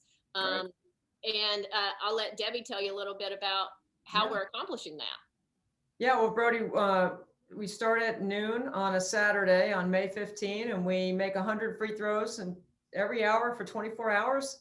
And at the end of 24 hours, it's 2,400 free throws and this incredible live stream with all these great actors and celebrities and sports coaches and famous people like yourself and Dina. And it all comes together, and we raise a lot of money for Special Olympics that goes directly to training and programming and allows these athletes to be able to compete. That's really amazing. Who's shooting the free throws? Me. Yeah, Me. oh, just you and you. Yeah. Oh, okay. No, I not should ask. me. You should You know ask better me. than that. That's cool. Did you play some hoops? I played a lot of basketball. Yeah, I did. Yeah. Yeah. But that's really cool. I mean, I'm all up for Special Olympics for sure. That's an amazing event and charity, or I don't know if it's called charity, but it's a great purpose. Let's put it that way. Yeah, it's a great organization because it helps a lot of families come together and socialize. It helps them organize. You know, during the pandemic, it's been really hard to organize much, and to certainly raise money for Special Olympics has been challenging. In the state Still of South practicing. Carolina, we've been one of the only events to be able to go. And so we can go and do ours because it's in my driveway. All right, So I love South that Carolina, counts. by the way. One. That's awesome. But yeah. there's not much Can you turn to that not down? like about South Carolina. It's a Two. great place with great people. Yep. You guys played some charity softball games in Greenville? Is it Greenville, Three. South Carolina? Greenville. Yes, Yeah. there is. Now, Debbie, take a look at Brody. I've been with him when he has been stopped on the Three. street and mistaken for a soccer legend. Messi. 4. I was only 2 feet shorter. David Beckham. Beckham. 5. Maybe not today, but sometimes. Yeah, no. I was going to go with Messi. 6. Leo and Messi, I think we have, well, I don't know. Good guess. And LeBron James. 7. Different sport, though. No, tell us about your sports background. Oh, well, funny. Sports kind of saved my. I mean, it's not putting it strongly. It saved my life. But when I moved around when I was a kid, and I played a lot of sports. And when I ended up in Long Island, New York, as a kind of a 10. prepubescent kid, not fitting in, I ended up. I had a gym 11. coach who bought me a lacrosse stick, which I'd never heard of, and I just became really. I was just naturally 12. good at it. He knew that, I guess, somehow, and it just kind of propelled me into a much better life. That 13. you know, at that age, I just wasn't fitting in, and I was a new kid, and you know, being good at sports or having an interest like that 14. really helped me kind of integrate into the school. And I don't know, ultimately, it gave me a lot of confidence in sports, 15. whether you're good at it or not, just to be, I think, around other kids or other people, and you know, 16. most sports, I guess, are group sports, or you know, for me, that's what helped. You know, I just kind of felt them belong to 17. something, and kind of, you know, it's very helpful for me. Well, in a nutshell, that's exactly what Special 18. Olympics does for people that have intellectual or physical disability that can't organize for themselves, 19. that need a little help. Mm-hmm. You know, being able to have some programming. And 20. that's what we're doing. You summed it up pretty well. Hey, who knew? 21. But it's true. No, it's good. I think it's good for. I think kids. It's like, you know, all kids should probably experience some kind 22. of group sports at some point in their lives for many different reasons. That's that, well, 23. I know I learned a lot of lessons from sports. I talk about it all the time. My life would not, I wouldn't have gone to college without sports. 24. I mean, not where I went to college anyway. You know, I would have made different decisions, but you're 25. right. Learning to be part of a team, learning the self-discipline, the work ethic. 26. And I laughed earlier interviewing somebody, and I go, you know what? I also learned to lose a little in sports, which is really 27. good for an actor. Yeah, no, you get the rejection part's great. And I remember, I think the first sport I 28. ever played was t-ball when I was a really small kid. I just found a picture of it funny up today, and I remember terrible 29. sport. I remember like running off the field crying because I missed the ball. Just some random like 30. terrible sportsmanship thing. You know, you learn along the way that how to do it right, hopefully. And, 31. I got to a place where I'm reasonably good at sport at this point. Very competitive. 32. What kind of sports are you out playing now? You're aren't you a good 33. tennis player? I love tennis. All my tennis people have moved. I don't have anybody to play tennis with. 33. And, otherwise, I would love to play soccer, but it's just hard to find another, 21 adults to play soccer with. But right now, with the child, everything at work, I do a lot of hiking, and if I can, hopefully boxing gyms will open up again, and I can box some more. I like that. And I just recently went back to the gym for the first time in a while, in secret, and it was good. No one was there. Yeah. But, so a lot of hiking, you know, I'm gonna get another bicycle, biking, things like that. I actually, you know, unfortunately, when you get older, you're kind of doing more like solo sports or, you know, tennis, when, you know, one other person maybe. It's not as easy to get into the group thing. Yeah, so Brody, I've got this crazy free throw burpee routine going on in the driveway. You know, it's a free throw burpee, 10 sets of 25, or, you know, 4 sets of 50. That's amazing. And gets me in shape, you know, gets me ready. Absolutely. And the fact is, you know, I think the more burpees and the more unsteady and shorter breath you are to make free throws at that stage is probably good practice too. Especially at 3, 4, 5 o'clock in the morning, 6, 7, 8 o'clock in the morning when you've been up all night. Yeah. Good stuff. You're very dedicated. I applaud you. Well, I got good motivation right here. You know, my guy, Frankie. Yeah, that's awesome.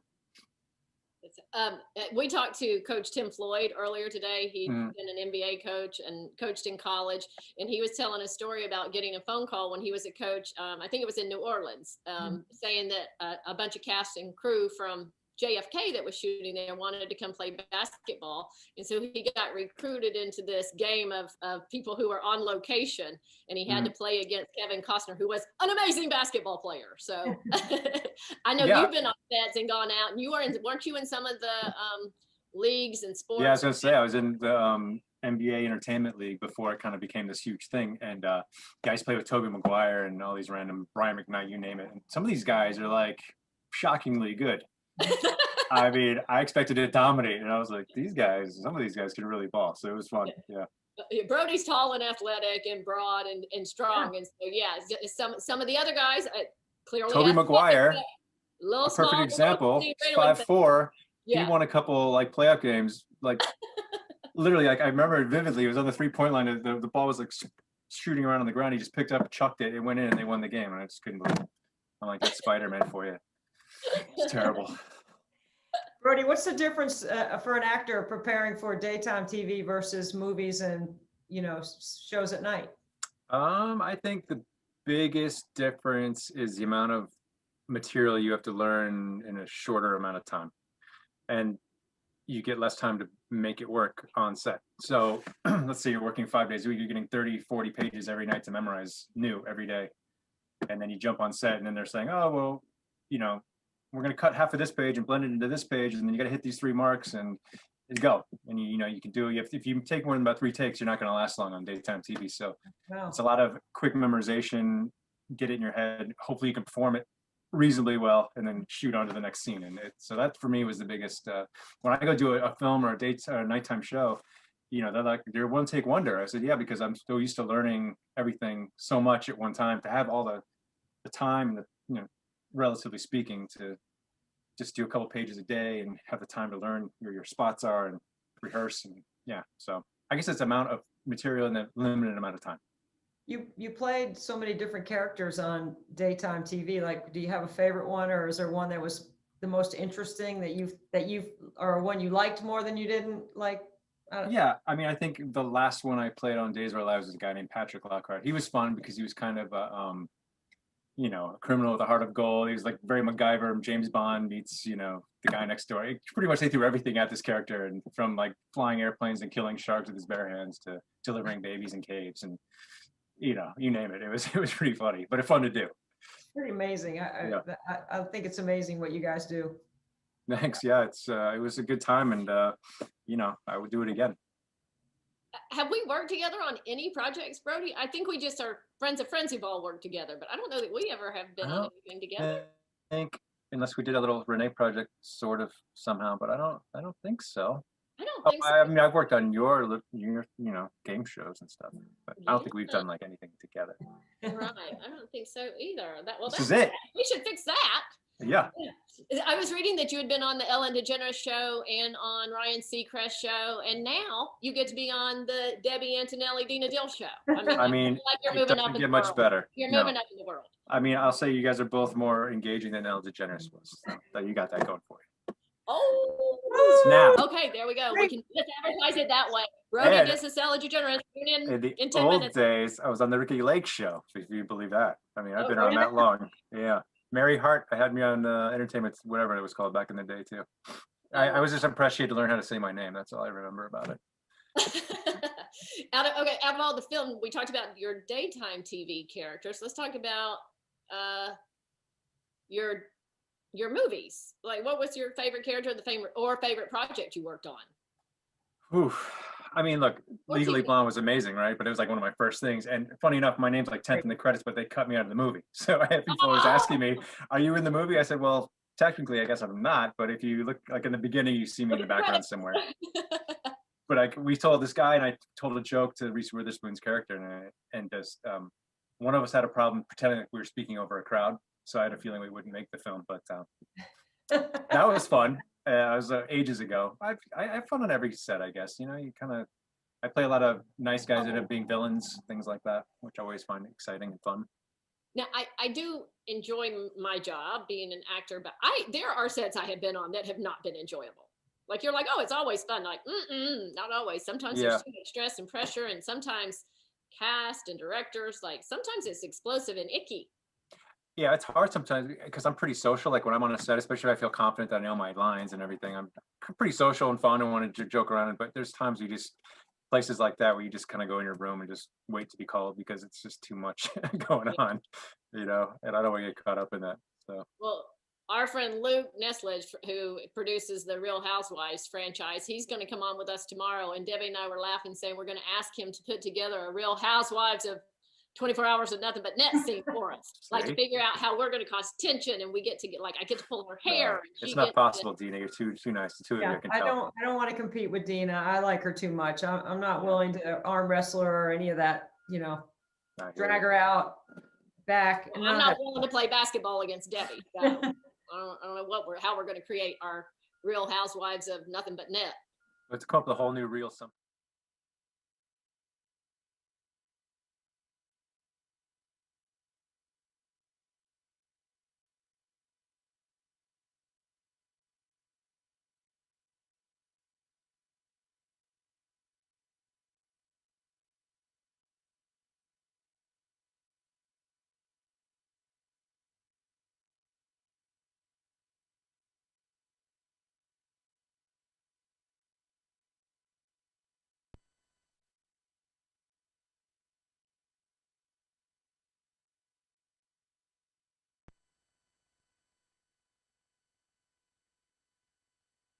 Oh, okay. Shane Beamer, the head coach at the University of South Carolina. He's going to be with us. Beth Daniel, Hall of Fame LPGA golfer. And Amanda Butler, the head coach at Clemson of the women's basketball team. Take it away, William.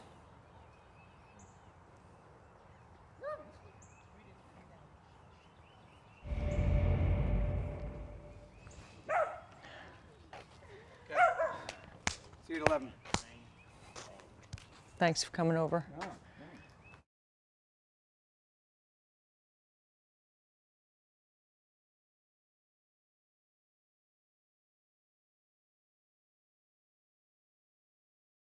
Welcome to South Carolina, Coach Shane Beamer. We're so happy you're a Gamecock again. So thank you for joining us on the 24-hour live stream. It's a pleasure to meet you. My pleasure. Got a lot of respect for you and enjoy watching you on television. So really appreciate you inviting me to be a part of this today. Well, thank you so much. We're big fans of yours. I've met your dad several times. I know what a great man he is. And so, you know, that automatically classifies you right down the line. I'm so excited that you would spend the time to help us with this. 24 Hours of Nothing But Net directly benefits the Special Olympic athletes in the state of South Carolina. So I know that means something to you. Yeah. Tell us about your background with Special Olympics, and I know you're a very philanthropic, caring person. So, you know, give us a little bit about who Shane Beamer is. Yeah, it's funny. I go back. I've always had a great fondness for Special Olympics. When I was in high school, we actually had a student club that we started for Special Olympics at Blacksburg High School in Blacksburg, Virginia, and I was one of the officers for that my junior and senior year, and was so rewarding for me going back to when I was in high school to be able to spend time to get to know so many great people throughout that and my time there. So that was fun. And then, you know, about me, family guy. Obviously, I was born in Charleston and spent 2 years there when my dad was coaching at the Citadel, and grew up in Virginia for the most part when he took over at Virginia Tech. Got into coaching back in 2000 and bounced around different places, but thankful to be back here in Columbia, South Carolina now as the head coach at Carolina. Loving every second of it. Got an awesome wife and 3 children, so extremely blessed and couldn't be more thankful for what I have right now. Well, Coach, we're not going to spend a lot of time talking about football, so I'm not going to ask you to, break down all of your philosophies. But for those that are listening, that are watching, that are Gamecock fans, and you need to know, we have a house divided. My oldest son graduated from South Carolina. I have one at Clemson, and then I have one at Emory and Henry, which is right down the road from Blacksburg. So my youngest is a point guard at Emory and Henry, so he's a good little player. Awesome. But give us a little bit about what we expect to see this fall. We're all excited about you taking the job. Yeah, no, I'm excited. Emory and Henry, great spot. I was almost went there actually out of high school. Wasn't a great high school football player, and they were interested in me early on, and ended up walking on at Virginia Tech. But took some visits down there to Emory, and a great place as well. But really excited about where we are here as a program. We got a lot of great young men in this program, and credit to Coach Muschamp for the guys that they recruited that we inherited here, and they're hungry. Obviously, our scholarship numbers aren't where we need them to be. We're down from that standpoint. We got to continue to build that back up to get to where we're at a minimum the baseline there, the 85 for college football teams that we can have or they can have. But really working hard. Spring practice went well. I had a bunch of guys that were battling some nagging injuries, but like the group that we have, our quarterback returns, Luke Doty from Myrtle Beach, and he returns as our quarterback. Excited about his future as he continues to get better. And I've always believed that if you're good on the offensive line and you're good on the defensive line, you got a chance to be successful, and we really are. I think that's the strength of our team, both lines of scrimmage, and that's exciting because in this conference in the SEC, it's won and lost up front, and there's some great defensive linemen in this league and great offensive linemen in this league, and I like our group up there with any of them, and we just got to continue to build the pieces and put it together around those guys. But couldn't be more excited about the way that our guys have worked since I took over here as the head coach, and they've done everything that we've asked them to do, and really excited about the future. My oldest son, Joey, went to the spring game. He was entertained. He had a great time. So I know that's a plus. I can't wait to see you guys roll it out in August. Because you're playing and coaching in the toughest league in football, and in a lot of sports, quite frankly, but what is it that makes the SEC in football so much more challenging than some other leagues? No, great question. And tell him thanks for being here that day. That was a great day, and I'm glad he was entertained. I think it's a couple things. I mean, one from an on the field standpoint, I just think the amount of defensive linemen that you see week in, week out in this conference is unlike any other. And this is no disrespect. I've been a part of the ACC. I've been a part of the Big 12. And when you're getting ready for a game, I've always coached offense, or have for the last 15 years or so. But when you are getting ready for a game, a lot of times when you talk about the other team and the personnel they have on defense up front on the defensive line, when I was at Oklahoma, you may face a team that has one, maybe 2 defensive linemen that you got to be aware of. Like, this guy can wreck our game plan if we don't have a plan for him. And in this conference, every week, I mean, it's like 4, 5, 6 guys that are like that up front. So I think just the physicality and the size and the athleticism of the players that you see on the line of scrimmage, on the defensive line especially, that stands out. And then to me, and it's a fun thing, it's just the passion and the fan bases and just how exciting it is week in, week out. I mean, every place you go in the SEC, for the most part, there's going to be 60 up to 100,000+ fans in every single stadium that you go to, and they're going to be rabid, and they're going to be loud, and they're going to be passionate. And it's not like that in other conferences. I've learned that from being a part of different conferences, and I love that part of it, just the intensity and that the fans have for their programs 24/7, 365 days a year, and then the product on the field's pretty good too, obviously.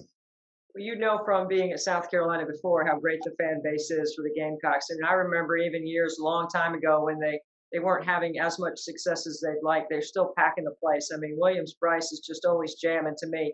What makes that environment so different and unique? Just that, like you just said, I mean, they're so loyal. My dad, coaching all those years at Virginia Tech, South Carolina was always a program that he always talked about. He knew it from being at the Citadel back in the 70s when he was coaching there. And he always used to talk about how just passionate and loud and rabid the fan base is here at Carolina. And they're so loyal. They love supporting all of their teams, from football to Coach Staley's basketball team to Coach Martin's basketball team and on down the line. And, they're just very prideful and very passionate. And I've been in so many stadiums, all of them in the SEC, so all of them in the Big 12, ACC, and I believe it. I mean, there's nothing like Williams-Brice Stadium. Just the how loud they are, how into the games they are, the pageantry, the atmosphere. It's a fantastic, loyal fan base that loves Carolina, and that's what college athletics is about. And I'm fortunate to be part of this right now with them. Yeah, it sure is a lot of fun going to those games. I can tell you, I've gone as a fan, and I have enjoyed it immensely. Yes. You and I see the game the same way. I see the basketball game through an offensive lens. It sounds like you're doing the same thing with football. So I told you I wasn't going to spend a lot of time on football, but I'm so excited for you and excited for the South Carolina fan base. And being in a house divided, I have to have, the equal enthusiasm for both South Carolina and Clemson with both my, two of my boys. We actually had a flag that flew in front of my house with one of those split, South Carolina, Clemson, and I had to take that down because that was upsetting too many people around here. But I want to ask you about the offensive side of football, and it seems to me like, and I don't know the game, and I'm not going to pretend I do, but what I'm most interested in as a fan is the tempo with which the offense is played. In basketball, we're always trying to get into a cadence, not just vertically playing fast, but even in the rhythm that you run your quarter court stuff. So when people start talking about tempo and cadence in football on the offensive side, what does that mean? Yeah, I mean, it's the way the game is going in so many ways. I think there's different philosophies of, the faster you go, the more plays you get to run, which obviously increases your chances of winning, and wears down the other team's defense. And there's something to be said for that. But the other end of the spectrum is, if you're doing that, you better be good enough on offense to stay on the field, because if you're doing these fast drives, and even if you are scoring, your defense is out there a lot. Because you're either scoring fast, which, don't get me wrong, that's the name of the game. You want to score. But if you're going fast and then it's 3 plays and you punt and your defense is right back out there, that's hard on your defense, and you can wear those guys down there as well. So when I think of tempo, to me, the best teams tempo-wise are the ones that have the ability to mix it up. I was at Oklahoma with Lincoln Riley the last 3 seasons, and that was fantastic. And, I think there's a misconception that some people think, okay, Oklahoma goes fast all the time and they're running 100 plays a game. And that wasn't the case at all. I thought we did a great job at Oklahoma of Lincoln mixing up the tempos, where we had the ability to go fast, but then if we needed to be at a normal pace, we could. And then if we needed to slow it down, we could. And a lot of that is based on your defense and how they're built as well. So that's what I think of with tempo. And there's different philosophies, and I've been a part of all of them for sure. But I think each team is different in regards to, the way your team is built and how you're trying to win football games. That is a great way of describing it. I understand exactly what you're saying. I get the balance between, you're trying to run those 5 and 6 huge defensive linemen that you just talked about earlier, get them all worn down, but you don't want to wear down your own 5 or 6 big guys that you got to deal with. Your dad, such a great man. I don't know anybody who doesn't like your dad. He has such a great quality about him, not just all the winning ways that he had, but just the way he went about managing his business. What qualities do you share in common with your dad? Good question. I appreciate you saying that, first of all.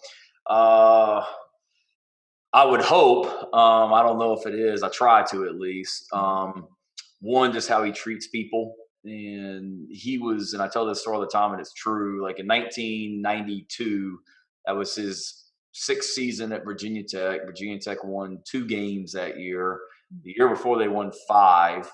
And the year before that, they won 6. So like in today's time, he would have been fired probably long before that 6th season where they won 2 games. But just looking at him, now to then, he's the same person, and he's treated people the same way all the time. Like I've never I've never been out to dinner with him anywhere and he's turned down an autograph or hasn't made somebody feel like all of his attention is on them and they're having a conversation with him. He's always been that way. And that's been a good quality for me to see as a young person growing up and as a coach now.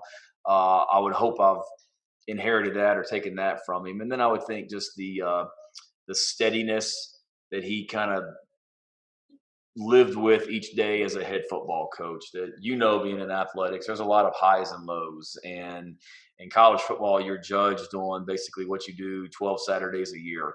And he was never on a emotional roller coaster where you're up and you're down based on, did you win, did you lose, how did practice go, how did recruiting go. He just stayed consistent, and I thought that was a great quality as a husband, as a father, but as a football coach for your teams, his teams, and then the team that I coach now, to be able to see. So if I could take two, that would be two. And I feel like I do a pretty good job of that, of treating people the right way, and then just trying to stay consistent and steady. And people have told me that I'm very, even keeled and don't get rattled and all that. Some of the players here already, so I guess I'm doing something right. That's a compliment to hear that for sure. Well, I think everything that we know about you, that is so true. And if your players feel that way about you, you have a big job to manage. It is huge. So, one of the topics that we're bouncing around at my house right now with my boys is it harder to win the NFL championship or harder to win the NBA title? Mm-hmm. So it's been going back and forth. It's a debate on ESPN right now. And I know you're going to pick football. I'm not going to debate you on it. I'm just curious about what you think about that argument, just because, you and I are just having like cup of coffee kind of conversation here. I love it. Yep. NCAA or NBA championships, are saying? The NBA and the Super Bowl. NBA and Super Bowl. I think Super Bowl, and because I think you get, I think the parity in the NFL is probably, there's a lot more parity in the NFL, I think, than the NBA. Like I'm being in Oklahoma, I got to follow in the Thunder out there. I got to be friends with some of the coaches on the staff, and still am. And they're going through a rebuild right now where they're going out some nights and they're getting beat by 50. Yeah. You're not going to so you're not going to see that in the NFL. And I think it's hard to get in the playoffs in the NFL. And then once you get in, you got to be good for 60 minutes on those few Sundays in the playoffs, where I think anytime you have a 7-game series like you have in the NBA, you can have an off night. You just got to be better 4 of those 7 games, in my opinion. So both extremely difficult. Being able to go to Thunder games a lot when I was living in Oklahoma, going up to Oklahoma City, just so much respect for the athleticism of those NBA players. I mean, it's amazing. I had a chance to go to a couple of Thunder practices and watch, and that was fun. So I'm so much respect for the size and the athleticism and the speed and the talent of those players. But I think it gets down to anytime you can have a 7-game series and have a potential off day. I think that makes it, I don't want to say easier, but more conducive to maybe the best team winning over the course of a series. Okay, good job. You got your case in. I like it.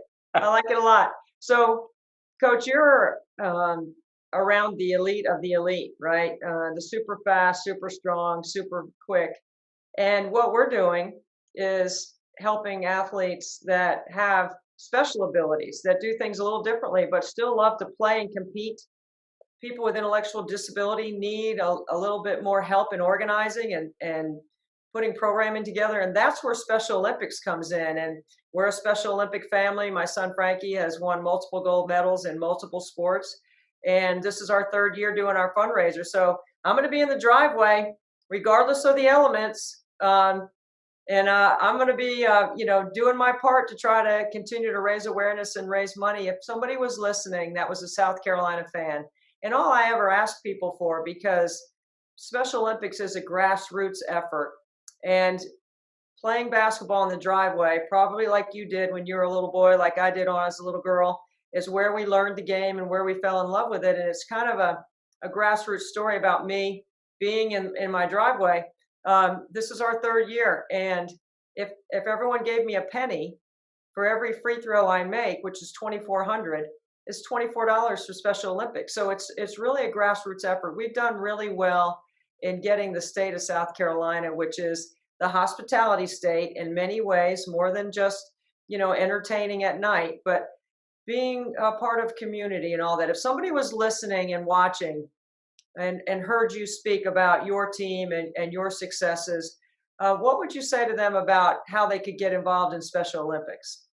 I think what you just said, I mean, it's, when I think of this family, or when I think of this state of South Carolina and the South in general, but I just think of Columbia and this state, it's just so many warm and welcoming and great people. And it's so much of a tight family environment throughout this state of South Carolina, in my opinion. And what a great opportunity to help so many fellow South Carolinians and so many beautiful people across, this area, region, country, with all that you're doing, which I have so much, respect for as well. Like I said, I think back to the small thing that I was able to do back in the early 90s as a high school student, and the impact that it had on me, being a part of that club back at Blacksburg High School, like I talked about, and then the opportunity to support a team and to make something a little bit better for someone else is what, it's all about, being able to help people and serve people. And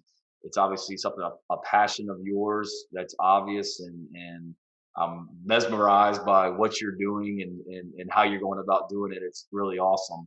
And for anyone listening to be able to contribute to that, I think is something that it would be extremely, extremely rewarding, and something that all of us would be able to get a lot out of, for sure. Well, it's people like you that help with their platform, that help raise the awareness for families like mine. And there's a lot of families. There's 30,000 Special Olympic athletes across the state of South Carolina that will directly benefit, because the money goes straight to them, training and programming and competing. And so I'm really proud of what we're doing as a state, not just what we're doing in my driveway, but just the collective effort across the state by so many different individuals like yourself that care about our community and care about the people in our community. So I can't thank you enough for taking time out of your busy schedule. I know how busy you are trying to get ready for the season. People think that you might be on vacation with your feet up in May. I know better. I know how hard you're working. So thank you so much, Coach, for everything that you're doing, not just for Special Olympics, but what you're doing for Gamecock Nation. No, I appreciate you saying that, and honored to be part of this and humbled to be part of it. Thanks for including me and allowing me to have a small role in it. And thanks for all you're doing as well. I feel like a spoiled kid right now, because once in a while you get to run into your favorite athletes in particular sports. And that is who Beth Daniel is to me. She is my favorite golfer. I love Beth Daniel. And I'm so glad that Beth was able to be with us for 24 hours of nothing but net. Thank you so much, Beth. Oh, you're welcome. I'm happy to be a small part of this whole thing. Look, I'm not afraid to put it out there. I mean, I have a couple of stories. I had the opportunity a long time ago to play in some pro-ams with you when Country Club of the North, my husband Frank was running Country Club of the North, and they had an LPGA event. And I got to play in 2 pro-ams with you. And I mean, you were my favorite golfer then, before I even met you. And one of the reasons why you were my favorite golfer is because you were the tallest golfer on the LPGA tour. At the time, not so much anymore. Well, and right back then, but you were. And so for somebody like me who was learning the game of golf, I'm like, there's somebody that looks like me that is hitting the ball like that. Well, I have to pay attention to what she's doing. And that's what I started doing. I don't want to say stalking you, but I'd say pretty close to trying to model my game. And I've fallen short, well short of what you've ever done. But man, we've had some fun times on the golf course. We've had some very fun times, and I think the most recent fun time was at the KYAL fundraiser, and that was several years ago now. But man, did we have a blast! We did, and if you remember, I was playing with Beth Mowens, and I think Beth and I, between the 2 of us, trash talked you for the entire 9 holes. You did, and then there were a few other coaches that came in there and tried to trash talk me too. But hey, I have fun now watching you guys commentate and following your careers as well. Well, thank you. That speaks to just how philanthropic you are, because that was the first KYAL golf tournament in Dallas. And you were one of several LPGA pros that decided that you would come and help the KYAL Cancer Fund, which I'm still on the board. As you know, I played for Are you Coach Ed, really? so Yeah. that's just wonderful that you would do that, Beth, because I know how valuable your time is. And I mean, we could spend all of our time breaking down your resume and all the things you've done, all the Hall of Fames you're in, all the championships you've won. But what I really want to talk to you about is South Carolina and your give back to the state and what you do to help young golfers in the state. So tell us about the event that you run here. Well, I have a junior golf tournament that was an existing tournament at the Country Club of Charleston for many, many years. As a matter of fact, I played in it as a junior golfer, the Junior Azalea. So the Country Club of Charleston has the Azalea, which is, that was the original tournament where all the amateurs that were in the Masters would come a couple weeks before the Masters and tune their game up by playing in the Azalea tournament. And then they created the Junior Azalea and the Senior Azalea, and the three tournaments still exist. The Junior Azalea was losing out a lot because AJGA kind of controls junior golf now. And so I got together with Hart Brown at the Country Club of Charleston, who's the director of golf, and we started talking about it and brought in the South Carolina Golf Association. And the three of us have kind of put this together and tried to make the Junior Azalea a better golf tournament, a more national junior golf tournament. And we're kind of on our path to doing that. But it's one of the most rewarding things that I've ever done, because had it not been for junior golf and junior golf charities and things like that, I wouldn't have been in the place that I was in my career. And so it's really fun for me to watch these junior players grow up and become pros, or just, use golf in business and that sort of thing. And through the Junior Azalea at the Country Club of Charleston, which is every August, this year it's the 9th through the 12th, we raise money for junior golf charities in the state. So we've raised, well over $150,000 for the junior golf charities in the state, including the First Tee and, other junior charities. And it's just really, really rewarding.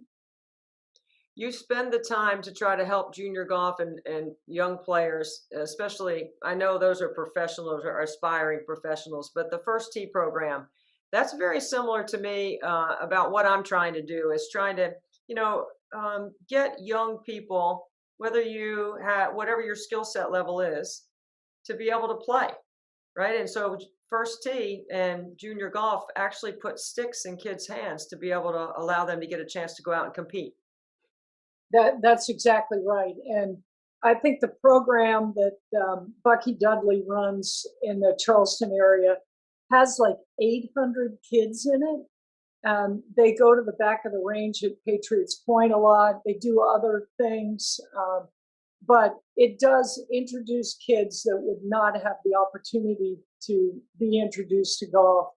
It introduces them to this great game and all of the qualities of the game. Integrity is one of the qualities. And, we always try to pride ourselves in golf that we do the right thing. We call penalties on one another, which is one of the few sports that, someone says, hey, I made a mistake. I need to call in a rules official. So, things like that, and it gives these kids confidence. It helps them on a social level. Golf just has all of those qualities, and they give the kids clubs. I mean, I've donated a bunch of my golf clubs to the First Tee of Charleston, and also 2 First Tee programs down here in Florida where I am. And it's incredible what these programs have done, and they've helped so many kids. Beth, when you mention that the Junior Azalea tournament, which is August 9th through 12th here in Charleston. So just so you know, I will be coming over to have lunch with you. So figure out what day works best. I'm going to bug you until you say yes. That was it has your name on it, which is very, very cool. And it gets great coverage locally in the paper here. And you said that was one of the best things that you've been involved in and helping create. I want to know about some of the impressive things that you've done in your career. I mean, I also had a chance to have lunch with you before you were going to captain the Solheim Cup, which I thought was really exceptional. I love that event. I love the competition of that event. For those, that are listening, it's similar to what the Ryder Cup would be on the men's side. So, you got any famous moment that you remember or something about your career that you can share that's, left a lasting impression besides the Beth Daniel Junior Azalea and being the captain of the Solheim Cup and all the things on your resume that are just so impressive? Yeah, there are so many things in my career. It'd be hard to single out one thing, but being captain of the Solheim Cup team was definitely one of the highlights. I played on the team 8 times. I was an assistant captain under Betsy King's captaincy before I became captain. So 10 Solheim Cups I was involved in, and now I go as a spectator and just have fun and talk to people in the clubhouse all day. That's pretty much what I do with the Solheim Cups now. But and as a matter of fact, Solheim Cup is this summer. It's over Labor Day weekend, and it ends on Labor Day. So it's easy to remember the dates of it. It's going to be in the United States this year. It's in Toledo, Ohio, at Inverness, which is a great, great golf course. So that's going to be fun to watch those players match play. But, looking at highlights, I would have to say the highlight of my career was winning my first U.S. Amateur, because it was so unexpected. And here I was, this kid from Charleston, South Carolina. I had played very little on the national level. And I went up to Boston, Massachusetts and won the darn thing. So, and beat some great players along the way, like Carol Semple Thompson, Nancy Lopez. And then I played Donna Horton White in the finals, who was from North Carolina. And Donna and I grew up playing junior golf in the Carolinas together. So we knew each other real well. We knew our games real well, but that I was fortunate to have won that. And it was an unexpected thing, but it opened so many doors for me in golf and helped me to be able to compete more on a national and worldwide scale and improve my game. And as you know, as an athlete, the best way to improve your game is to compete. Mm-hmm. Win or lose, fail, success, you learn from all of it. And I think a lot of times you learn from your failures more than your successes, because the failures hurt so much, it kind of forces you to look back at it and say, what are the things that I did well? And what are the things that I didn't do so well that I wasn't successful? So it makes you kind of look back at things, and I think that applies to every sport. And it applies to every athlete, including the Special Olympic athletes. Mm-hmm. And Beth, and that's what we're doing here. I mean, you've been a supporter of mine since the beginning on what we're doing, because you love the Low Country so much, but all of South Carolina benefits from this fundraiser. And we're doing pretty well. I mean, we're creating a lot of awareness. My free throw shooting abilities are still, even though I, get AARP mail and can apply for the senior discount, I'm still hanging in there. My arm is, feeling pretty good. I'm not sure what time of the day we're going to air this, so it depends on when I'm going to need some extra motivation, when I'm going to stick you in the 24 hours. But that's exactly what we're doing. I mean, we're trying to raise money so we can give athletes a chance to compete and train. The programming that comes with it, people with intellectual disability have a harder time organizing. And that's why Special Olympics comes into play. And it's so important. And it's been so impactful, not just for Frankie and our family, but for a lot of families like ours. So if you were going to appeal to someone that, with all the philanthropic things that you do, how much you care about our state, how much particularly you love the Low Country, what would you say to someone that was, maybe on the borderline of saying, Debbie's only asking for a penny for every shot she makes. That's just $24 for Special Olympics. Now, of course, there's some people out there that can do more than that, but $24 isn't asking for that much. And we've been able to do a really good job raising some money to help families in South Carolina. Yeah, I mean, the impact that it has on kids and just in families and everything, it's definitely worth the investment. And every little bit helps. So anything that you can give is going to go directly into this and help someone.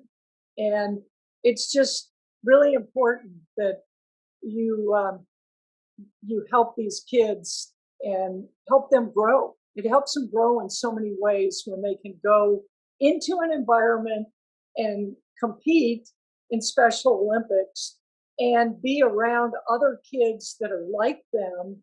And it not only physically does it boost someone, but mentally and emotionally, it helps kids so much that it's really, really important to do that. So often kids are told that, hey, you're different, and they get bullied and everything else.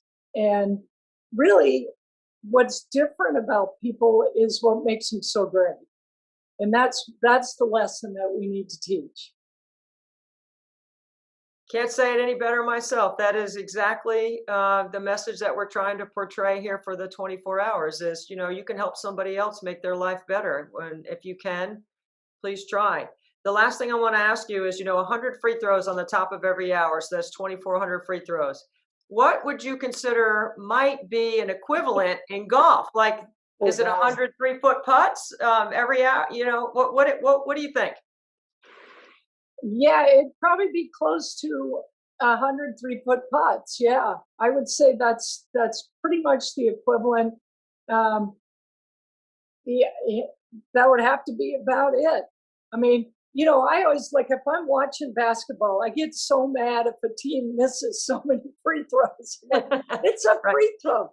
But the thing is, it's not like you're just putting the ball in the basket. I mean, you have a distance that you're shooting from. It's not the easiest thing in the world. But in a 3-foot putt, it's the same thing in golf. You watch these golfers and they miss a 2 or 3 footer. And it's kind of like, okay, how do you miss that? But yeah, you can do it. What do you think your percentage would be? 100 3-foot putts? 100 3-foot putt. Yeah, I would say that maybe in my heyday, maybe 70%. What? No way. Yeah, I mean, the 3-foot putt isn't as easy as you think. And then when you're doing them in a row, as you know, mentally it can get to you. Yes. So you miss one and then you start thinking mechanically, which you never want to do. You want to just think of your target. But you start thinking mechanically and you're like, oh, God, I did this, I did that. Then you really start getting into your head. So it's not like you're shooting 1 or 2 and then walking away from it and coming back. The 100 in a row makes it really, really tough. And then fatigue sets in at the end. And it does, mental and physical fatigue starts to set in. I can attest to that 100%. I think if I miss one, I immediately think self-correct. How did I miss it? And there's only 4 ways you can miss: long, short, left, right. When I miss, my tendency is I miss left, which means my elbow was probably out a little bit. So, I immediately, you played hoops. I immediately make sure that I got my elbow under the ball. But see, that explanation tells me that you're more of an analytical mind. There are people that aren't that way, so they wouldn't think that. And maybe they do better at it because they're not analytical. And I'm very analytical in golf. So if I were to miss a putt left, I'd be like, ooh, wow, what did I do there? But there's so many factors in missing and it's all touch and feel. But the thing you have to do is get always in every sport is get yourself back to the target. Well, I know you've got the become best simple. shoulder turn. You've got the best. I studied you. It's like studying a basketball player, like a Steph Curry, the way he shoots the ball. Oh yeah, yeah. I remember watching him when he was at Davidson, and he was incredible there. My dad said, "You got to watch this guy. He's going to be really good." So my dad had a good eye there. Did he say that about your golf game? I don't know. He was probably too close to it. He knew all the rest of the factors that were going into it. So he was too close to it. So let me ask you, I keep saying I'm going to ask you one more. This is the sign of a really good interviewer that keeps asking questions after they said one more. In golf, the focus with no noise versus basketball, the free throw shooter, the focus with people heckling you. Where do you think that sits? Like, what's your mindset on that? Well, here's my mindset. It's so quiet in golf that if you hear one thing, like someone, for instance, golfers always talk about hearing someone rattle their change in their pocket because it's so quiet, you can hear that. If we play golf and we had constant noise, then that just becomes a background. Whereas the quiet becomes a background. So I think they're similar. I think as a golfer, if there were constant noise, I would get used to that and I'd be fine with it. Because I know people make fun of golfers saying, "Oh, it has to be so quiet," but it has to be so quiet because if one noise happens in that quiet, it's disturbing. The background noise, like we've seen recently in Ryder Cup and Solheim Cups, where the players on the first tee get the crowd to just be noisy. It drowns everything out. You still are concentrating on what your task is. So that shouldn't make that much of a difference. On the PGA Tour out in Phoenix, they have that event where it's wild, like chaos. The waste right? management, yeah. It's awesome, right? As a fan watching it, it's just different. Yeah. What is equivalent on the LPGA Tour? Is there anything like that, or do we need to start something like that? Like, should the Junior Azalea with Beth Daniel be the rowdiest event on the? Yeah, and on the LPGA Tour, there's a tournament in Arkansas that does that on the 17th hole, which is a par 3. And they've built all these bleachers and everybody's yelling and screaming and the players actually carry things in their bag. Like Stacey Lewis went to Arkansas. So she carries Arkansas, the University of Arkansas stuff in her bag and throws it out to the crowd and they do the pig suey and all of that. So it gets a little bit wild on that hole. So that's the equivalent, but it's not to the scale that waste management is in Scottsdale. That's it's crazy. Like I still have this visual of when Tiger Woods made that hole-in-one and beer was flying everywhere. Well, if you'd like to shake it up in Charleston, let me know. I might be the person to rally the right people. Okay, I know you are. I know you are. Beth, thank you. Thank you for agreeing to lunch and agreeing to a round of golf with me. I did hear you say that, right? You did say you were going to play golf with me, right? Yeah, well, we'll play one of these days. Yeah, we'll play one of these days. I'm a little out of commission right now. My dog ran through me, tackled me, playing catch, and I fractured my leg and tore my meniscus. So I've been on crutches for a month now, and I'm still going. So oh my goodness, I'll be okay. I'll be okay in the long run, but right now I'm a little out of it. If you need someone to drive you around the golf course during the Junior Azalea, I'm happy to be your driver. Hopefully I'll be okay by then. But I'm coming to the end of it. But it was a rude awakening. It kind of took me out of everything, my workout and everything. So I'm sorry to hear that, but I hope your rehab goes well. And I can't thank you enough for your time. It really means a lot to me personally, but it also means a lot to South Carolina and our Special Olympic effort here to raise money for Special Olympic athletes. Well, Debbie, it's always good to talk to you, and we all appreciate so much what you're doing here in the state for Special Olympics and everything else that you do. And yeah, I'll support you all the time. No problem with that. Thank you, Beth. I really do appreciate your friendship. Thanks for being with us. Okay. Debbie? Hey, Darius. Hey, how are you? Hey, thank you so much for being with us.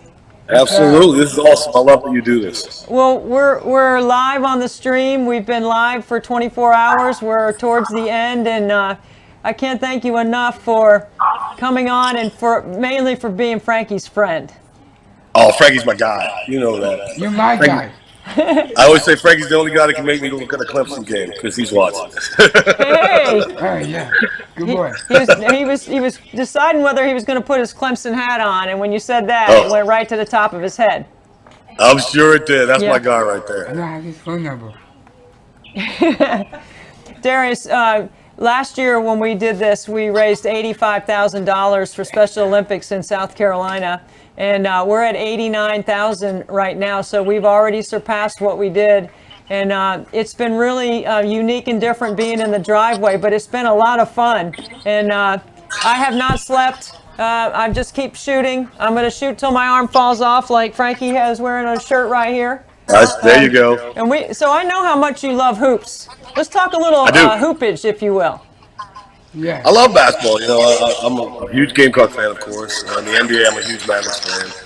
I actually said to somebody the other day, I miss the NBA. So I just think basketball is it's one of those games you can play by yourself. You can play with your friends. It's just, I love it.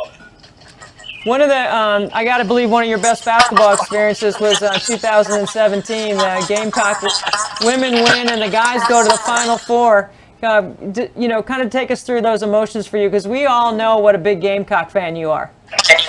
Oh, I remember being in Madison Square Garden and just being overcome with emotion because, you know, we're Gamecock, man. We don't win those games. And when we did, went to the Final Four, it was just amazing. And what Coach Staley's doing in South Carolina is it's dynastic. That's the only word I can use. I mean, she's building a dynasty, and it's beautiful to see, and I'm so proud of all of our players and all the things she's doing. You know, makes me proud to be a Gamecock. You have been a busy guy. I mean, you've got a lot going on. Tell all of our viewers, because they all knew that you were coming on at 9:45, so we've got a great following on. Fill everybody in on what you got going on. I'm making a new record right now. In the middle of that, just really ready to go back on the road. I tell you, I didn't know how much I love playing until I couldn't do it. And I can't wait to get back on the road. I can't wait to play, see people again. And so that's what I'm doing. I'm going to finish my record, and hopefully we get to go out soon. When you think about Special Olympics, and you've been involved, and you're so philanthropic, and you're such a great ambassador for South Carolina, the whole state. When you think about Special Olympics, what do you think about? Oh, it's a great organization. I've been lucky. I've gone and sang the anthem at the Special Olympics and stuff, and I've been a big part of it with the Strivers. And I just think it's an amazing organization. And you watch these kids have so much fun and compete with each other, but help each other and love each other. And I just, being a part of that is something I'm very proud of, everything I've done. I know the word team always resonates with you. Whenever I see you, you always have a great team around you, and I know team is important to you. And when we think of team, sometimes we only think of it in terms of sport, but really what you do with all the people that are on your crew and a part of your team helps really make your team better. Oh, absolutely. You know, I couldn't have done anything I've done in my life without the people I have around me. You know, my team is so important to me. They make my life easy, and they make my career successful. And I don't know what I would do without them. So the word team is always important. So Frankie is always name dropping you all over Clemson. You know that, right? I mean,